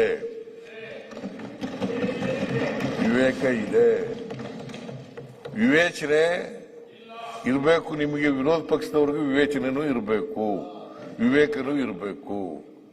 ನಮಗೆ ವಿವೇಕನೂ ಇದೆ, ವಿವೇಚನೆನೂ ಇದೆ. ಮನೆ ಅಧ್ಯಕ್ಷರೇ, ಅಧ್ಯಕ್ಷರೇ, ನೀವು ವಿಚಾರ ಹೇಳ್ತೀನಿ. ಮಧ್ಯಾಹ್ನ ನೀವು ಇಲ್ಲಿ ರೂಲಿಂಗ್ ಕೊಡ್ಬೇಕಾದ್ರೆ ನೀವು ಯಾರು ಗವರ್ನರ್ ಬಗ್ಗೆ ಮಾತಾಡೋ ಅವಶ್ಯಕತೆ ಇಲ್ಲ ಅಂತ ಹೇಳಿ ತೆಗ್ಸ್ ನೋಡಿ, ನೀವು ಹೇಳಿದ್ದೀರಾ, ತೆಗ್ಸ್ ನೋಡಿ ಮಾತಾಡ್ತಾ ಇಲ್ಲ ಅವರು. ಕಾನ್ಸ್ಟಿಟ್ಯೂಷನ್ ಅಲ್ಲಿ ಏನಿದೆ ಅನ್ನೋದನ್ನ ಹೇಳ್ತಾ ಇದ್ದಾರೆ. ಹೌದೌದು, ಅದನ್ನ ಗವರ್ನರ್ ಹೆಸರೇನೆ ಹೇಳ್ಬಾರ್ದು. ಗವರ್ನರ್ ಹೆಸರು ಹೇಳಿ, ಅವ್ರು ಬಂದ ಓದೇ ಇಲ್ಲ, ತಪ್ಪು, ಅಭಿನಂದನೆ. ಕಾನ್ಸ್ಟಿಟ್ಯೂಷನ್ ಅಲ್ಲಿ ಏನಿದೆ ನೋಡಿ, ಅಲ್ಲ ನಾವು ಕೇಳ್ತಿರೋದೇನು ಗೊತ್ತಾ ಮುಖ್ಯಮಂತ್ರಿಗಳೇ, ಅವ್ರು ಹೇಳಿದ್ರು, ಮೊನ್ನೆ ಹೇಳಿದ್ರು, ಅದನ್ನ 176 ಕೂಡ ಹೇಳಿದ್ರು. ಅದನ್ನೇ ಹೇಳ್ತಾ ಇದ್ದಾರೆ. ಅಜೆಂಡಾ ಏನು ಹೇಳ್ರಿ. 163 ಇಂಟರ್ಪ್ರಿಟ್ ಮಾಡ್ತಾರೆ, 176 ಅದನ್ನು ಹೇಳ್ಬೇಡಿ ಅಂತಂದ್ರೆ ಹೆಂಗೆ? ಅಜೆಂಡಾ ಏನಿದೆ ಓದ್ಬಿಡಿ ಒಂದ್ಸರಿ. ಓದಿದಪ್ಪ, ನಾನು ಓದಿಲ್ಲ ಸರ್ ನೀವು. ನಾ ಎಲ್ಲ ಓದ್ಕರೆ ಇವಾಗ ಬಂದ್ಬಿಟ್ಟಿದ್ದೀರ, ಅದಕ್ಕೆ ಹೇಳ್ತಾ ಇದ್ದೀರಾ ಅಜೆಂಡಾ ಓದಿ. ನೀವು ಮಹಾತ್ಮ ಗಾಂಧಿನೇ ತಗದಾಕ್ಬಿಟ್ಟು ಹೆಸರನ್ನ ಮಹಾತ್ಮ ಗಾಂಧಿ ಎಲ್ಲಿಂದ ಮಹಾತ್ಮ ಗಾಂಧಿ ಮನ್ರೇಗಾನೇ ಹಾಳು ಮಾಡಿ ರದ್ದು ಮಾಡಿ ಈಗ ಮಹಾತ್ಮ ಗಾಂಧಿ ಪ್ರತಿಭೆ ಕೊಟ್ಟಿದ್ದಾರೆ. ಇವ್ರಿಗೆ ಯಾವ ನೈತಿಕತೆ ಇದೆ? ಯಾವ ನೈತಿಕತೆ ಇದೆ ಇವ್ರಿಗೆ? ಯಾವ ನೈತಿಕತೆ ಇದೆ ನಿಮ್ಗೆ? ಯಾವ ಪ್ರಾಮಾಣಿಕತೆ ಇದೆ ನಿಮ್ಗೆ? ಅಲ್ಲ, ಮಹಾತ್ಮ ಗಾಂಧಿ ಮಾಡಿಲ್ಲ ನೀವು. ಅಲ್ಲ, ಚರ್ಚೆ ಮಾಡ್ಬೇಕಾದ್ರೆ ರಾಜ್ಯಪಾಲರ ಅಧಿಕಾರದ ಬಗ್ಗೆ ಚರ್ಚೆ ಮಾಡ್ಲಿ. ರಾಜ್ಯಪಾಲರ ಪ್ರಿವಿಲೇಜ್, ಅವ್ರ ಅಧಿಕಾರ, ಸಂವಿಧಾನ ನಾವು ಮಾತಾಡಕ್ ಅದನ್ನೇ ಕೇಳಿದೀವಿ. ನೀವು ಈಗ ಮಾತಾಡುವಾಗ ನಾವು ಕೇಳ್ತಿರೋದೇನು, ರಾಜ್ಯಪಾಲರ ಬಗ್ಗೆ ಮಾತಾಡ್ಲಿಕ್ಕೆ, ರಾಜ್ಯಪಾಲರ ಭಾಷಣದ ಬಗ್ಗೆ ಮಾತಾಡೋಣ. 163 ಕ್ಲಾಸ್ 1 ನಾವು ಕೇಳ್ತಿರೋದು ಮಾಡಿ, ಆರ್ಟಿಕಲ್ 176 ಸನ್ಮಾನ್ಯ ಬೇಡ ಅಂತ ಹೇಳಲ್ಲ. ಸನ್ಮಾನ್ಯ ಮುಖ್ಯಮಂತ್ರಿಗಳೇ, ನಾವು ಕೇಳ್ತಿರೋದು ಅದೇ, ರಾಜ್ಯಪಾಲರ ಭಾಷಣ ಬಗ್ಗೆ ಮಾತಾಡೋದಾ? ಅವರು ಸೂಚಿಸೋದು ರಾಜ್ಯಪಾಲರ ಭಾಷಣ ಬಗ್ಗೆನ, ಅಥವಾ ಅಧಿಕಾರದ ಬಗ್ಗೆನ, ಅಥವಾ ರಾಜ್ಯಪಾಲರ ಬಗ್ಗೆನ? ಹೇಳ್ಬೇಕು, ನೀವು ಹೇಳ್ಬೇಕು.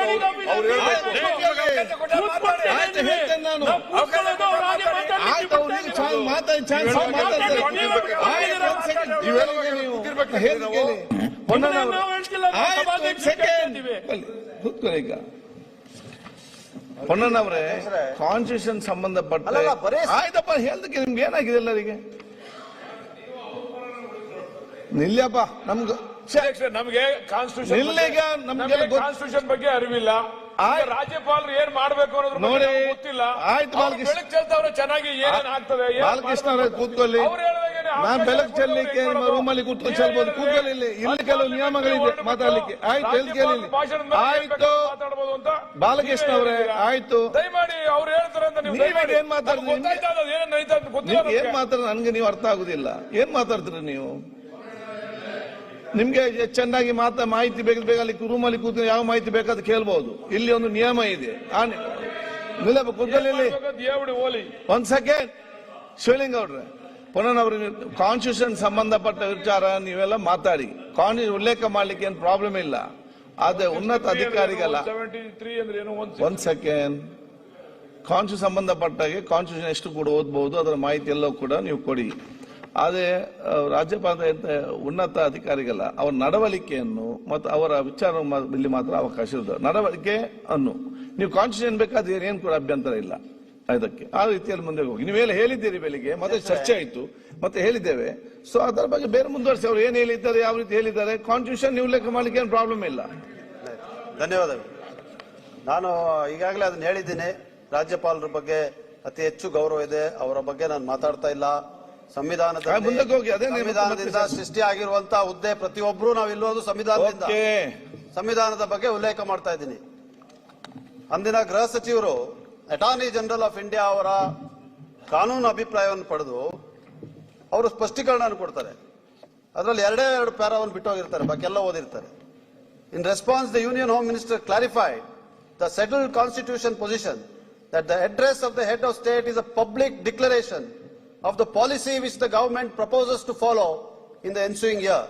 The address is intended to look forward to governmental policy, legislative agenda, and not to serve as a platform for interpretation or historical commentary by the governor. ಅದರಿಂದ ಸರ್ಕಾರ ಏನಿದೆ ನೀತಿಗಳು ಅದನ್ನೇನು ಅಳವಡಿಸ್ತಾರೆ, ಮುಂದಕ್ಕೇನು ಅವರ ನಡೆ, ಮುಂದಕ್ಕೇನು ಕಾರ್ಯಕ್ರಮ, ಅದನ್ನ ಹೇಳೋದಂತ ಜವಾಬ್ದಾರಿ ಮತ್ತು ಕರ್ತವ್ಯ ರಾಜ್ಯಪಾಲರ ಮೇಲೆ ಇರ್ತದೆ 176 ನಲ್ಲಿ. ಹಾಗೂ ಈ ರೀತಿಯಾದಂತಹ ಭಾಷಣವನ್ನ ಓದದೇ ಇರುವಂತಹ ಸಂದರ್ಭದಲ್ಲಿ ಇದು ನ್ಯಾಯಾಲಯದ ತೀರ್ಪನ್ನು ಹೇಳ್ತಾ ಇದ್ದೀನಿ ನಾನು. By laying a copy of the governor's address on the table, the object of the address was substantially served. The members could become aware of the contents of the address. ಅಧ್ಯಾಯ 5 ಸದನವನ್ನು ಉದ್ದೇಶಿಸಿ ರಾಜ್ಯಪಾಲರು ಮಾಡುವ ಭಾಷಣ ಮತ್ತು ನೀಡುವ ಸಂದೇಶ. ರೂಲ್ 19 ಆದ್ಮೇಲೆ ರೂಲ್ 20 ಇದೆ. ಚರ್ಚೆಯ ವ್ಯಾಪ್ತಿ ಅಂದ್ರೆ ಅವರ ಭಾಷಣದ ಮೇಲೆ ಮಾಡೋ ಭಾಷಣ. ಅಂತ ಭಾಷಣದ ಸಂಬಂಧದಲ್ಲಿ ವಂದನಾರ್ಪಣೆಯ ಸೂಚಕವಾದ ನಿರ್ಣಯವನ್ನು ಒಬ್ಬರು ಸದಸ್ಯರು ಮಂಡಿಸಿ ಇನ್ನೊಬ್ಬರು ಸದಸ್ಯರು ಅದನ್ನು ಅನುಮೋದಿಸಿದ ತರುವಾಯ ಆ ಭಾಷಣದಲ್ಲಿ ಪ್ರಸ್ತಾವಿಸಿರುವ ವಿಷಯಗಳ ಬಗ್ಗೆ, ಬಹಳ ಇಂಪಾರ್ಟೆಂಟ್, ಆ ಭಾಷಣದಲ್ಲಿ ಪ್ರಸ್ತಾಪಿಸಿರುವ ವಿಷಯಗಳ ಬಗ್ಗೆ ಅಂತ ದಿನಗಳಂದು ಯಾವುದೇ ದಿನದ ಯಾವುದೇ ಸಮಯದಲ್ಲಿ ಚರ್ಚಿಸುವ ಸ್ವಾತಂತ್ರ್ಯ ಅಂದ್ರೆ ಇದನ್ನ ಬಿಟ್ಟು ಹೋಗಿಲ್ಲ ಅಂತ. ಇನ್ನೊಂದಿದೆ ರೂಲ್ 327 ನಲ್ಲಿ ನಾನು ಮಾತನಾಡುವಾಗ ಪಾಲಿಸಬೇಕಾದ ನಿಯಮಗಳು. ಅದರಲ್ಲಿ 327(6) ಚರ್ಚೆಯ ಮೇಲೆ ಪ್ರಭಾವ ಬೀರುವುದಕ್ಕಾಗಿ ರಾಜ್ಯಪಾಲರ ಹೆಸರನ್ನು ಉಪಯೋಗಿಸತಕ್ಕದ್ದಲ್ಲ. ರೂಲ್ 10 ಸಬ್ ರೂಲ್ 10 ರಾಷ್ಟ್ರಾಧ್ಯಕ್ಷರು ಅಥವಾ ರಾಜ್ಯಪಾಲರ ಅಥವಾ ಯಾವುದೇ ನ್ಯಾಯಾಲಯದ ನಡವಳಿಯನ್ನು ಕುರಿತು ಆರೋಪಿಸತಕ್ಕದ್ದಲ್ಲ ಅಥವಾ ಚರ್ಚೆಯನ್ನು ಪರಿಣಾಮಕಾರಿಯಾಗಿ ಮಾಡುವ ಉದ್ದೇಶಕ್ಕಾಗಿ ರಾಜ್ಯಪಾಲರ ರಾಷ್ಟ್ರಾಧ್ಯಕ್ಷ ಹೆಸರನ್ನು ಬಳಸತಕ್ಕದ್ದಲ್ಲ ಅಂತದ್ದು ನಮ್ಮ ರೂಲಲ್ಲಿ ಇದೆ. ದಯವಿಟ್ಟು ರೂಲಿಗೆ ಕೊಡಿ. ಅದನ್ನ ಹೇಳಿದ್ದೇನಲ್ಲ, ಮಾತಾಡಬೇಡಿ ಅಂತ ಹೇಳಿ. ಅದರಿಂದ ಅದನ್ನ ತಾವೀಗ ನಾನು ಹೇಳಿದ್ದೇನೆ, ತಾವು ಹೇಳಿದ್ದೀರಿ. ಅದನ್ನ ನಾನು ಆಲ್ರೆಡಿ ಹೇಳಿದ್ದೇನೆ. ಮಾನ್ಯ ಅಧ್ಯಕ್ಷರೇ, ಇಂಥ ಸಂದರ್ಭಗಳನ್ನ ನಮ್ಮ ಕಾನೂನು ಭಾಷೆಯಲ್ಲಿ ಇಸ್ ನೋ ಮೋರ್ ರೆಸ್ ಇಂಟಿಗ್ರಾ ಅಂತ ಹೇಳ್ತೀವಿ. ಅಂದ್ರೆ settle is a position of law is well settled. ಅದನ್ನ ನಾನು ಉಲ್ಲೇಖ ಮಾಡ್ತಾ ಇದ್ದೀನಿ. ಇದೇನಾಗಿದೆ, ಈ ಪ್ರಕರಣದಲ್ಲಿ ಇದು ವೆಸ್ಟ್ ಬೆಂಗಾಲ್ ನಲ್ಲಿ ನಡೆದಂತ ಪ್ರಕರಣ. By laying a copy of the governor's address on the table, the object of the address was substantially served and the members could become aware of the contents of the address. ಪೊನ್ನಣ್ಣವರೇ, But can ಒಂದ್ second ಮತ್ತೆ ಅದು ಚರ್ಚೆ ಆಗುದು ಬಲ್ಲಿ ಕೇಳಿ. ಈಗ point of order race ಮಾಡಿ ವಿಚಾರ ಹೇಳಿದ್ದಾರೆ, ನಾನು ವಿಚಾರ ಹೇಳ್ತೇನೆ. ಈಗ ಸರ್ಕಾರದ ಬಗ್ಗೆ ಏನಾದ್ರು ಹೇಳಿಕ್ಕಿದೆಯಾ? ಅಲ್ಲ, ಇದು ಮುಗಿಸ್ಬಿಡ್ತೀರಿ 5 ನಿಮಿಷದಲ್ಲಿ ಮುಗಿಸ್ತೀನಿ ಇದು. ಆಮೇಲೆ ಆಯ್ತು, ಒಂದ್ ಸೆಕೆಂಡ್. What you say? ಅಲ್ಲಲ್ಲ, ಒಂದ್ second. But can laying on the table be a substitute for delivery of the address by the governor? The answer should ordinarily be in the negative. ಪೊನ್ನಣ್ಣವರೇ, ಒಂದ್ ಸೆಕೆಂಡ್ ಅಪ್ಪ. This is what the courts have said. ಒಂದ್ second ಬಂದು ಅಲ್ಲಿ ಇಟ್ಬಿಟ್ಟು ಈಗ ಅಂದ್ರೆ ನ್ಯಾಯ ಪೊನ್ನಣ್ಣವರೇ, ಒಂದೇ ಅಲ್ವಾ? ನಿಮ್ಗೆ ಸಂವಿಧಾನ ಇಲ್ವಾ? ಪೊನ್ನಣ್ಣವರೇ, ಅವರು ಓದಿಲ್ಲ ಸಂವಿಧಾನ, ಜೈ ಸಂವಿಧಾನ ಅಂತ ಹೇಳಕ್ ಹೊರಟಿಲ್ಲ. ಪೊನ್ನಣ್ಣವರೇ, ಈಗ ನೀವೆಲ್ಲ ಮಾತಾಡ್ಬೇಕು. ಮುಖ್ಯಮಂತ್ರಿಗಳು ಸರ್ಕಾರಕ್ಕೆ ವಿವೇಚನೆ ಇಲ್ಲ, ವಿವೇಕನೂ ಇಲ್ಲ. ಅರ್ಥ ಆಯ್ತಲ್ಲ? ಚರ್ಚೆ ಅವ್ರಿಗೆ ನೀವಿಷ್ಟು ಹೇಳ್ತಾ ಇದ್ರು ಅವ್ರಿಗೆ ವಿವೇಚನೆ ವಿವೇಕ ಎರಡೂ ಕಾಣಿಸ್ತಾ ಇಲ್ಲ ಸರ್ಕಾರಕ್ಕೆ. ಈಗ ಪ್ರಶ್ನೆ ಏನಿದೆ, ಒಂದು ಪ್ರಶ್ನೆ ಇದೆ ಅಂತ ಹೇಳಿದ್ರೆ, ಮಾನ್ಯ ಅಧ್ಯಕ್ಷರೇ, ಪದೇ ಪದೇ ಸುರೇಶ್ ಕುಮಾರ್ ಅವರು ಈ ಪ್ರಸ್ತಾಪ ಮಾಡ್ತಾನೆ ಇದ್ದಾರೆ.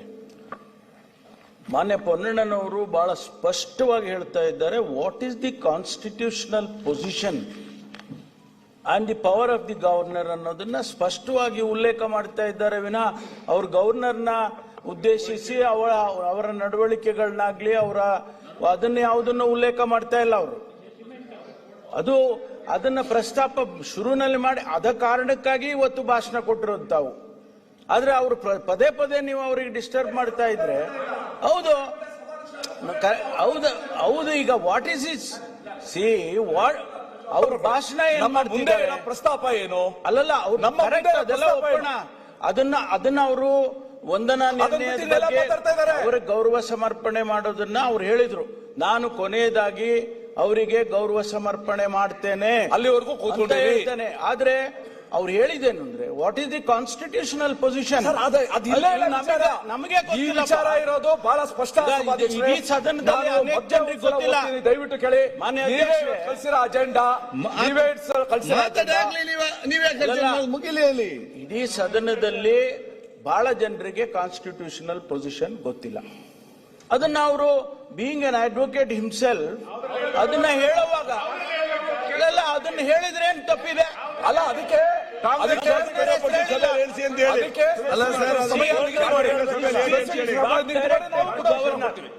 His speech is not directed to governor.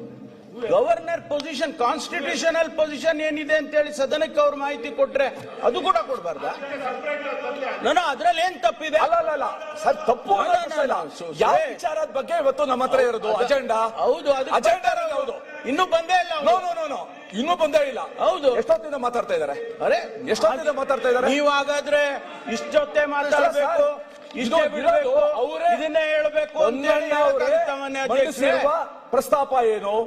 ದಿನಾಂಕ 22 ಜನವರಿ 2026 ಗುರುವಾರದಂದು ವಿಧಾನಮಂಡಲದ ಉಭಯ ಸದನಗಳ ಸದಸ್ಯರನ್ನು ಸುರೇಶ್ ಕುಮಾರ್ ಅವರೇ,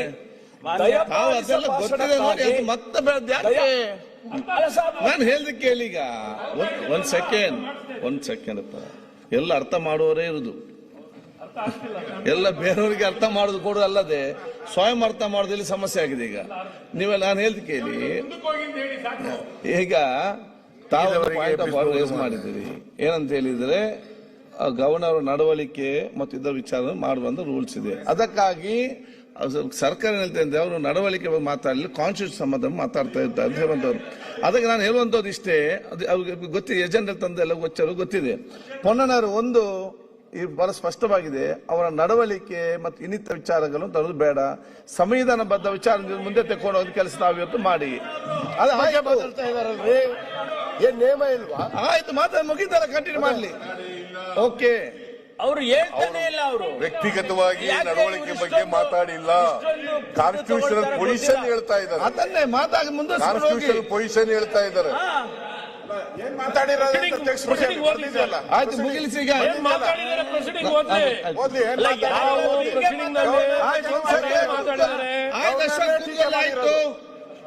ಮನೋಹರ್ ಮುಂದುವರಿಸಿ. ಸರ್ ರೂಲಿಂಗ್ ಏನ್ ಕೊಟ್ರಿ ಸರ್? ಹೇಳಿದೆ ನಾನು ಆಗ್ಲೇ, ಏನ್ ಹೇಳಿದ್ರಿ? ನಡವಳಿಕೆ ಸಂಬಂಧಪಟ್ಟ ಮಾತಾಡ್ಲಿಕ್ಕಿಲ್ಲ. ಕಾನ್ಸ್ಟಿಟ್ಯೂಷನ್ ವಿಚಾರ ಏನಿದೆ ಅದನ್ನು ಅವರಿಗೆ ಹೇಳ್ಬಹುದು. ಈಗ ಮುಂದುವರಿಸಿ. ಒಂದ್ಸಲ ಮುಂದುವರಿಸಿ. ಮಾನ್ಯ ಅಧ್ಯಕ್ಷರೇ, ನಾವು ಈಗಾಗಲೇ ನಾನು ಹೇಳಿದಾಗೆ ವೆಸ್ಟ್ ಮಿನಿಸ್ಟರ್ ಸಿಸ್ಟಮ್ನ ಅಡಾಪ್ಟ್ ಮಾಡ್ಕೊಂಡಿದ್ದೀವಿ. Be you ever so high, the law is above you. Be the law ever so high, the constitution is above. ಅಷ್ಟನ್ನು ಮಾತ್ರ ನಾನು ಇಲ್ಲಿ ಸ್ಪಷ್ಟಪಡಿಸಲಿಕ್ಕೆ ಪ್ರಯತ್ನ ಮಾಡ್ತಾ ಇದ್ದೀನಿ. ಯಾರು ಸಂವಿಧಾನಕ್ಕಿಂತ ದೊಡ್ಡವರು ಯಾರೂ ಇಲ್ಲ ಈ ದೇಶದಲ್ಲಿ. ಸಂವಿಧಾನದೇ ಅತಿ ಎತ್ತರದಲ್ಲಿರುವಂಥದ್ದು. ಅದರಿಂದ ಸಂವಿಧಾನದನ್ನ ಉಲ್ಲೇಖವನ್ನು ಮಾಡಿ ಮಾತಾಡ್ತಾ ಇದ್ದೀನಿ. ಈಗ ಇಂಥ ಒಂದು ಸಂದರ್ಭದಲ್ಲಿ ಹೈಕೋರ್ಟ್ನವರು ಬಹಳ ಸ್ಪಷ್ಟವಾಗಿ ಪ್ರಶ್ನೆಯನ್ನು ಕೇಳಿ ಉತ್ತರ ಕೊಟ್ಟಿದ್ದಾರೆ. ಈಗ ನಮ್ಮ ಸದನದಲ್ಲಿ ಕೂಡ ಅದೇ ಪ್ರಕ್ರಿಯೆ ನಡೆದಿದೆ. The speech was laid, deemed to have been read out and accepted. ಅದಕ್ಕೆ ನಾವು ಇವತ್ತು ವಂದನವನ್ನು ಮಂಡನೆ ಮಾಡ್ತಾ ಇದ್ದೀವಿ. ಅಂತ ಸಂದರ್ಭದಲ್ಲಿ can the laying on the table be a substitute for delivery of the address under article 176 by the governor? The answer should ordinarily be in the negative. This is what the courts have said. So that the judgment may not be misunderstood, I desire to make the position clear. The provisions of Article 176 are mandatory. Unless the provisions are complied with, that is to say, unless the governor delivers a speech informing the legislature of the causes of the summons, the legislature should not transact legislative business. A governor cannot decline to deliver a speech and thus refuse to perform a constitutional duty. This is the law of the land. ನಾನು ಯಾರಿಗೂ ವ್ಯಕ್ತಿಗತವಾಗಿ ಮಾತಾಡ್ತಾ ಇಲ್ಲ. ದೇಶದ ಕಾನೂನು ಮತ್ತು ಸಂವಿಧಾನವನ್ನು ಹೇಳ್ತಾ ಇದ್ದೀನಿ. ಸಂವಿಧಾನದ ಅಡಿನಲ್ಲಿ ನಾವು ಸರ್ಕಾರ, ಸಂಪುಟ ಸಭೆಯ ನಿರ್ಧಾರಗಳು, ಸಲಹೆ ಸೂಚನೆ ಮೇಲೆ ಭಾಷಣ ತಯಾರಾಗ್ತದೆ. ಆ ಭಾಷಣವನ್ನ ಕಡ್ಡಾಯವಾಗಿ ಇಲ್ಲಿ ಸದನದಲ್ಲಿ ಓದಿ ನಮ್ಮ ಶಾಸನವನ್ನು ನಡೆಸಲಿಕ್ಕೆ ಅವಕಾಶ ಮಾಡಿಕೊಡೋದು ಸಂವಿಧಾನ ಮತ್ತೆ ಸರ್ವೋಚ್ಚ ನ್ಯಾಯಾಲಯದ ತೀರ್ಪು. ಅದಾಗದೇ ಇರುವಂತದ್ದು ನನಗೆ ನೋವನ್ನು ಉಂಟು ಮಾಡಿದೆ ಅಂತ ಹೇಳೋದಕ್ಕೋಸ್ಕರ ನಾನು ಈ ಮಾತುಗಳನ್ನು ಹೇಳ್ತಾ ಇದ್ದೀನಿ. ಅದನ್ನು ಬಿಟ್ಟು ಬೇರೆ ಯಾವ ಟೀಕೆಯನ್ನ ನಾನು ಮಾಡ್ಲಿಕ್ಕೆ ಹೋಗ್ತಾ ಇಲ್ಲ. ಮುಂದುವರಿತಾ ಮಾನ್ಯ ಅಧ್ಯಕ್ಷರೇ, ನಮ್ಮ ದೇಶದ ವ್ಯವಸ್ಥೆ, ಆಡಳಿತ ವ್ಯವಸ್ಥೆ ಒಕ್ಕೂಟದ ವ್ಯವಸ್ಥೆ. It's a federal structure. ಇದು ಭಾಷಣದಲ್ಲಿದೆ, ಅದರಿಂದ ಹೇಳ್ತಾ ಇದ್ದೀನಿ. ಒಕ್ಕೂಟದ ವ್ಯವಸ್ಥೆ. ಈ ಒಕ್ಕೂಟದ ವ್ಯವಸ್ಥೆಯಲ್ಲೂ ಕೂಡ ಆರ್ಥಿಕ ವಿಚಾರಕ್ಕೆ ಬಂದಾಗ ಅದು ಸಹಕಾರಿ ಒಕ್ಕೂಟ ಅಂತ ಹೇಳ್ತೀವಿ. Cooperative federalism. ಇದರ ಅಡಿಯಲ್ಲಿ ರಾಜ್ಯ ಸರ್ಕಾರಗಳಿಗೆ ಬರಬೇಕಾಗಿರುವಂತಹ ಹಣಕಾಸಿನ ವ್ಯವಸ್ಥೆಯ ಪ್ರಶ್ನೆ ಇವತ್ತು ಉದ್ಭವ ಆಗ್ತದೆ. ನಾವು ಟ್ಯಾಕ್ಸ್ ರೆವಿನ್ಯೂಸ್ ಕಲೆಕ್ಷನ್ಸ್ ನಲ್ಲಿ ಪ್ರತಿ ವರ್ಷ ಕನಿಷ್ಠ ಅಂದ್ರೆ ಅಂದಾಜು 4.5 ಲಕ್ಷ ಕೋಟಿ ರೂಪಾಯಿಯನ್ನ ಕಲೆಕ್ಟ್ ಮಾಡಿ ಸೆಂಟ್ರಲ್ ಗವರ್ಮೆಂಟ್ ತಲುಪಿಸ್ತೀವಿ. 4.5 lakh crores. ಇದರಲ್ಲಿ ನಮ್ಗೆ ಬರ್ತಾ ಇರುವಂತದ್ದು 13.25% ಇಂದ 14%. ಅಂದ್ರೆ 4.5 ಲಕ್ಷ ಕೋಟಿಯನ್ನ ನಾವು ಕೊಟ್ಟಾಗ ನಮಗೆ ಕೇಂದ್ರ ಸರ್ಕಾರದಿಂದ ಬರ್ತಾ ಇರುವಂತದ್ದು 60,000 ಕೋಟಿ. ಇದು ವ್ಯವಸ್ಥೆ. ಇದು 15ನೇ ಹಣಕಾಸು ಆರ್ಟಿಕಲ್ 279A ನಲ್ಲಿ ಕಾನ್ಸ್ಟಿಟ್ಯೂಟ್ ಆಗಿರುವಂತ ಫೈನಾನ್ಸ್ ಕಮಿಷನ್ ಅಡಿಯಲ್ಲಿ ಕೊಟ್ಟಿರುವಂತ ಪರಿಸ್ಥಿತಿ. ಇದು ಕೇಂದ್ರ ಸರ್ಕಾರಕ್ಕಿಂತ ನಮ್ಗೆ ಬರ್ತಾ ಇರುವಂತಹ ಹಣ ಇದು. ಅದರಿಂದ ಕೆಲವು ಘೋಷಣೆಗಳನ್ನ ಮಾಡಿದ್ರು ಕೇಂದ್ರ ಸರ್ಕಾರದ್ದು. ಇದು ಬಡ್ಜೆಟ್ ಸ್ಪೀಚ್ ನಲ್ಲಿ ಹೇಳಿರುವಂತದ್ದು. ಯಾಕೆ 15 ಫೈನಾನ್ಸ್ ಕಮಿಷನರ್ ಅಲ್ಲಿ ಕರ್ನಾಟಕಕ್ಕೆ ಅನ್ಯಾಯ ಆಗ್ತಾ ಇದೆ, ಅದರಿಂದ ಅವರಿಗೆ ಸ್ವಲ್ಪ ಹಣಕಾಸಿನ ಸಹಕಾರವನ್ನ ಕೊಡಬೇಕು ನಾವು. This is the real cooperative federalism, cooperative federal structure of the constitution and the country ಅಂತ ಹೇಳೋದಕ್ಕೆ ಅವ್ರು ಕೊಡ್ಲಿಕ್ಕೆ ಹೊರಟಿದ್ರು.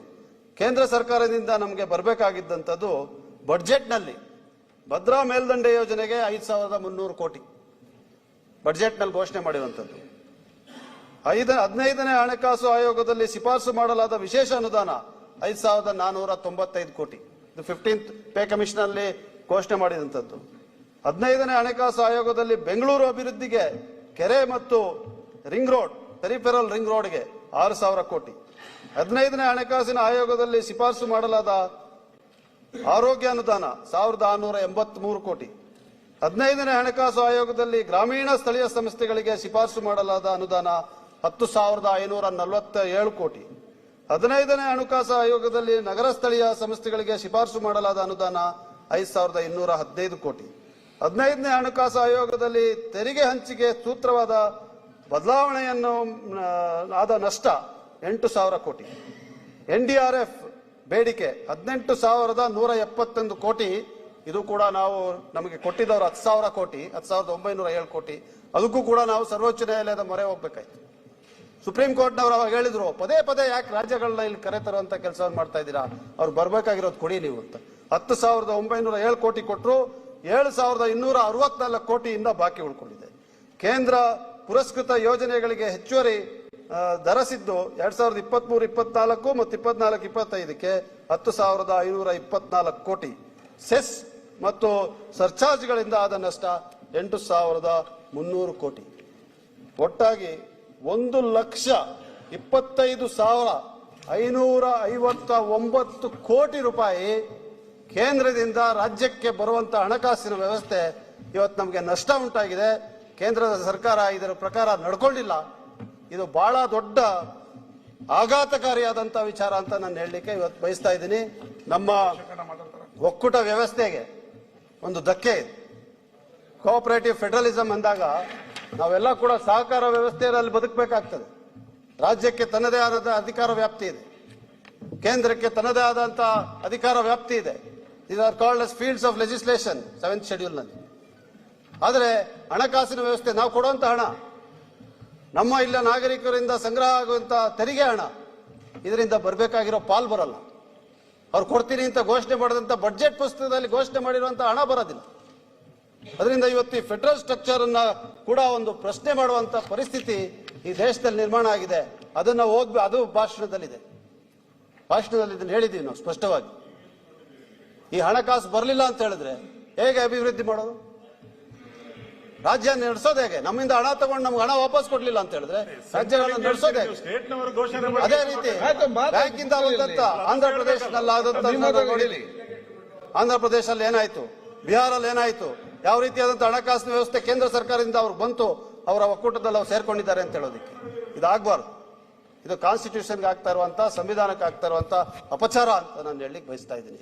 ಮಾನ್ಯ ಅಧ್ಯಕ್ಷರೇ, ಈ ರೀತಿಯಾದಂತ ಪರಿಸ್ಥಿತಿಯನ್ನ ರಾಜ್ಯ ಸರ್ಕಾರ ಎದುರಿಸಿದ್ರು ಕೂಡ ನಮ್ಮ ಒಕ್ಕೂಟ ವ್ಯವಸ್ಥೆಯ ಬಗ್ಗೆ ನಾನು ಮಾತಾಡ್ತಾ ಬಹಳ ಮುಖ್ಯವಾದಂತ ಒಂದು ಬೆಳವಣಿಗೆ ಇತ್ತೀಚೆಗೆ ಆಗಿರುವಂತದನ್ನ ಕೂಡ ನಾವು ಮಾತಾಡಲೇಬೇಕಾಗ್ತದೆ. ಹಲವಾರು ರಾಜ್ಯ ಮಟ್ಟದಿಂದ ಬರಬೇಕಾದಂತಹ ಕಾರ್ಯಕ್ರಮಗಳು, ನಮಗೆ ಯೋಜನೆಗಳು ಕೂಡ ಅದು ಕೂಡ ನಮಗೆ ಬಂದಿಲ್ಲ. ಅದನ್ನು ಕೂಡ ನಾನು ಓದಿ ಹೇಳಿದ್ದೀನಿ ಈಗ. ಮತ್ತೆ ಬಹಳ ಮುಖ್ಯವಾಗಿ ಇವತ್ತು Mahatma Gandhi national rural employment guarantee act 2005, ಇದನ್ನ ಒಂದು ರೀತಿಯಾದಂತ ನಿಜವಾದಂತ ಸಹಕಾರಿ ವ್ಯವಸ್ಥೆಯನ್ನ ಕಾಪಾಡದಂತ ಒಂದು ಯೋಜನೆ ಇದು. ಮಹಾತ್ಮ ಗಾಂಧಿ ರೂರಲ್ ಎಂಪ್ಲಾಯ್ಮೆಂಟ್ ಅಂದ್ರೆ ಉದ್ಯೋಗ ಖಾತ್ರಿ ಅಂತ ನಾವು ಕರ್ನಾಟಕದಲ್ಲಿ ಮಹಾತ್ಮ ಗಾಂಧಿ ಉದ್ಯೋಗ ಖಾತ್ರಿ ಕಾನೂನು. ಇದು ಮಹಾತ್ಮ ಗಾಂಧಿ ಅವರ ಹೆಸರು ಬರೀ ಹೆಸರಿಗೋಸ್ಕರ ಕೊಟ್ಟಿಲ್ಲ. ಮಹಾತ್ಮ ಗಾಂಧಿ ಅವರ ಕನಸು ಏನಿತ್ತು ಅಂತ ಹೇಳಿದ್ರೆ, ಎಲ್ಲಿ ಗ್ರಾಮೀಣ ಪ್ರದೇಶಗಳು, ಗ್ರಾಮಗಳಿದೆ, ಅಲ್ಲಿಯ ಜನರ ಬದುಕು ಅವ್ರು ಅಲ್ಲೇ ಕಟ್ಕೊಂಡಂತ ಶಕ್ತಿ ಅವರು ಕೊಡಬೇಕು. ಅವ್ರು ಯಾವ ಕಾರಣಕ್ಕೂ ಕೂಡ ಬಟ್ಟೆ, ಊಟ, ಮನೆ ಹುಡುಕಿ ನಗರ ಪ್ರದೇಶಗಳಿಗೆ ಬರಬಾರದು. ನಾವು ನಮ್ಮ ಗ್ರಾಮೀಣ ಭಾಗವನ್ನ ಅಭಿವೃದ್ಧಿ ಪಡಿಸಬೇಕು. ಅಲ್ಲಿ ಅವರಿಗೆ ಶಕ್ತಿಯನ್ನ ತುಂಬಬೇಕು. ಸ್ವಾವಲಂಬಿತರಾಗಿ ಅವರವರ ಬದುಕನ್ನ ಸ್ವಾಭಿಮಾನದಿಂದ ಬದುಕುವಂತ ರೀತಿಯಲ್ಲಿ ಇರಬೇಕು. The heart of India lies in its villages ಅಂತ ಹೇಳಿದ್ರು ಮಹಾತ್ಮ ಗಾಂಧಿ. ಅದಕ್ಕೆ ಅವರ ಕನಸನ್ನ ನೆನೆಸು ಮಾಡುವಂತ ಯೋಜನೆ ಇದು. ಅಲ್ಲಿರುವಂತ ಪ್ರತಿಯೊಬ್ಬ ಗ್ರಾಮೀಣ ಭಾಗದಲ್ಲಿರುವಂತ ಬಡ ಕುಟುಂಬದವನಿಗೆ, ಶೋಷಿತನಿಗೆ, ಹಿಂದುಳಿದ ವರ್ಗದವರಿಗೆ, ನಾವು ಮಹಿಳೆಯರಿಗೆ ಉದ್ಯೋಗವನ್ನ ಕೊಡಬೇಕು.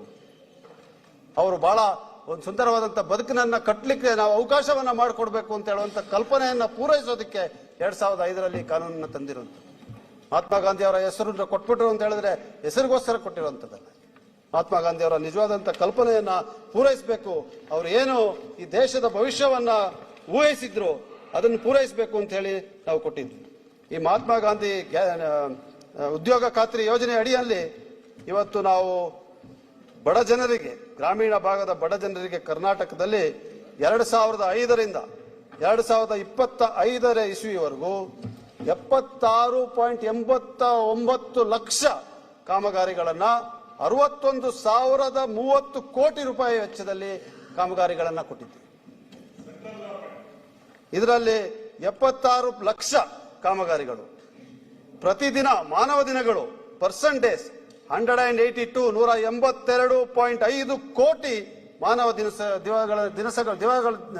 ದಿನಗಳನ್ನು ಕೊಟ್ಟಿರ್ತೇವೆ ಅಂದ್ರೆ ಅವ್ರಿಗೆ ಉದ್ಯೋಗವನ್ನು ಕೊಟ್ಟಿರುವಂತ ಕೆಲಸ ಮಾಡಿತ್ತು 2005ರಿಂದ 2025 ಇದರಲ್ಲಿ 90 ಭಾಗ ಕೇಂದ್ರ ಸರ್ಕಾರದ ಹಣ, 10 ಭಾಗ ರಾಜ್ಯ ಸರ್ಕಾರದ ಹಣ, ಲೇಬರ್ ಪೂರ್ಣವಾಗಿ ಕೇಂದ್ರ ಸರ್ಕಾರದಿಂದ ಕೊಡ್ತಾ ಇದ್ದಂತ ಯೋಜನೆ 2005ರಲ್ಲಿ ಮಾನ್ಯ ಮನಮೋಹನ್ ಸಿಂಗ್ ಅವರ ಸರ್ಕಾರ ಇದ್ದಾಗ ಜಾರಿಗೆ ಬಂದಂತೆ.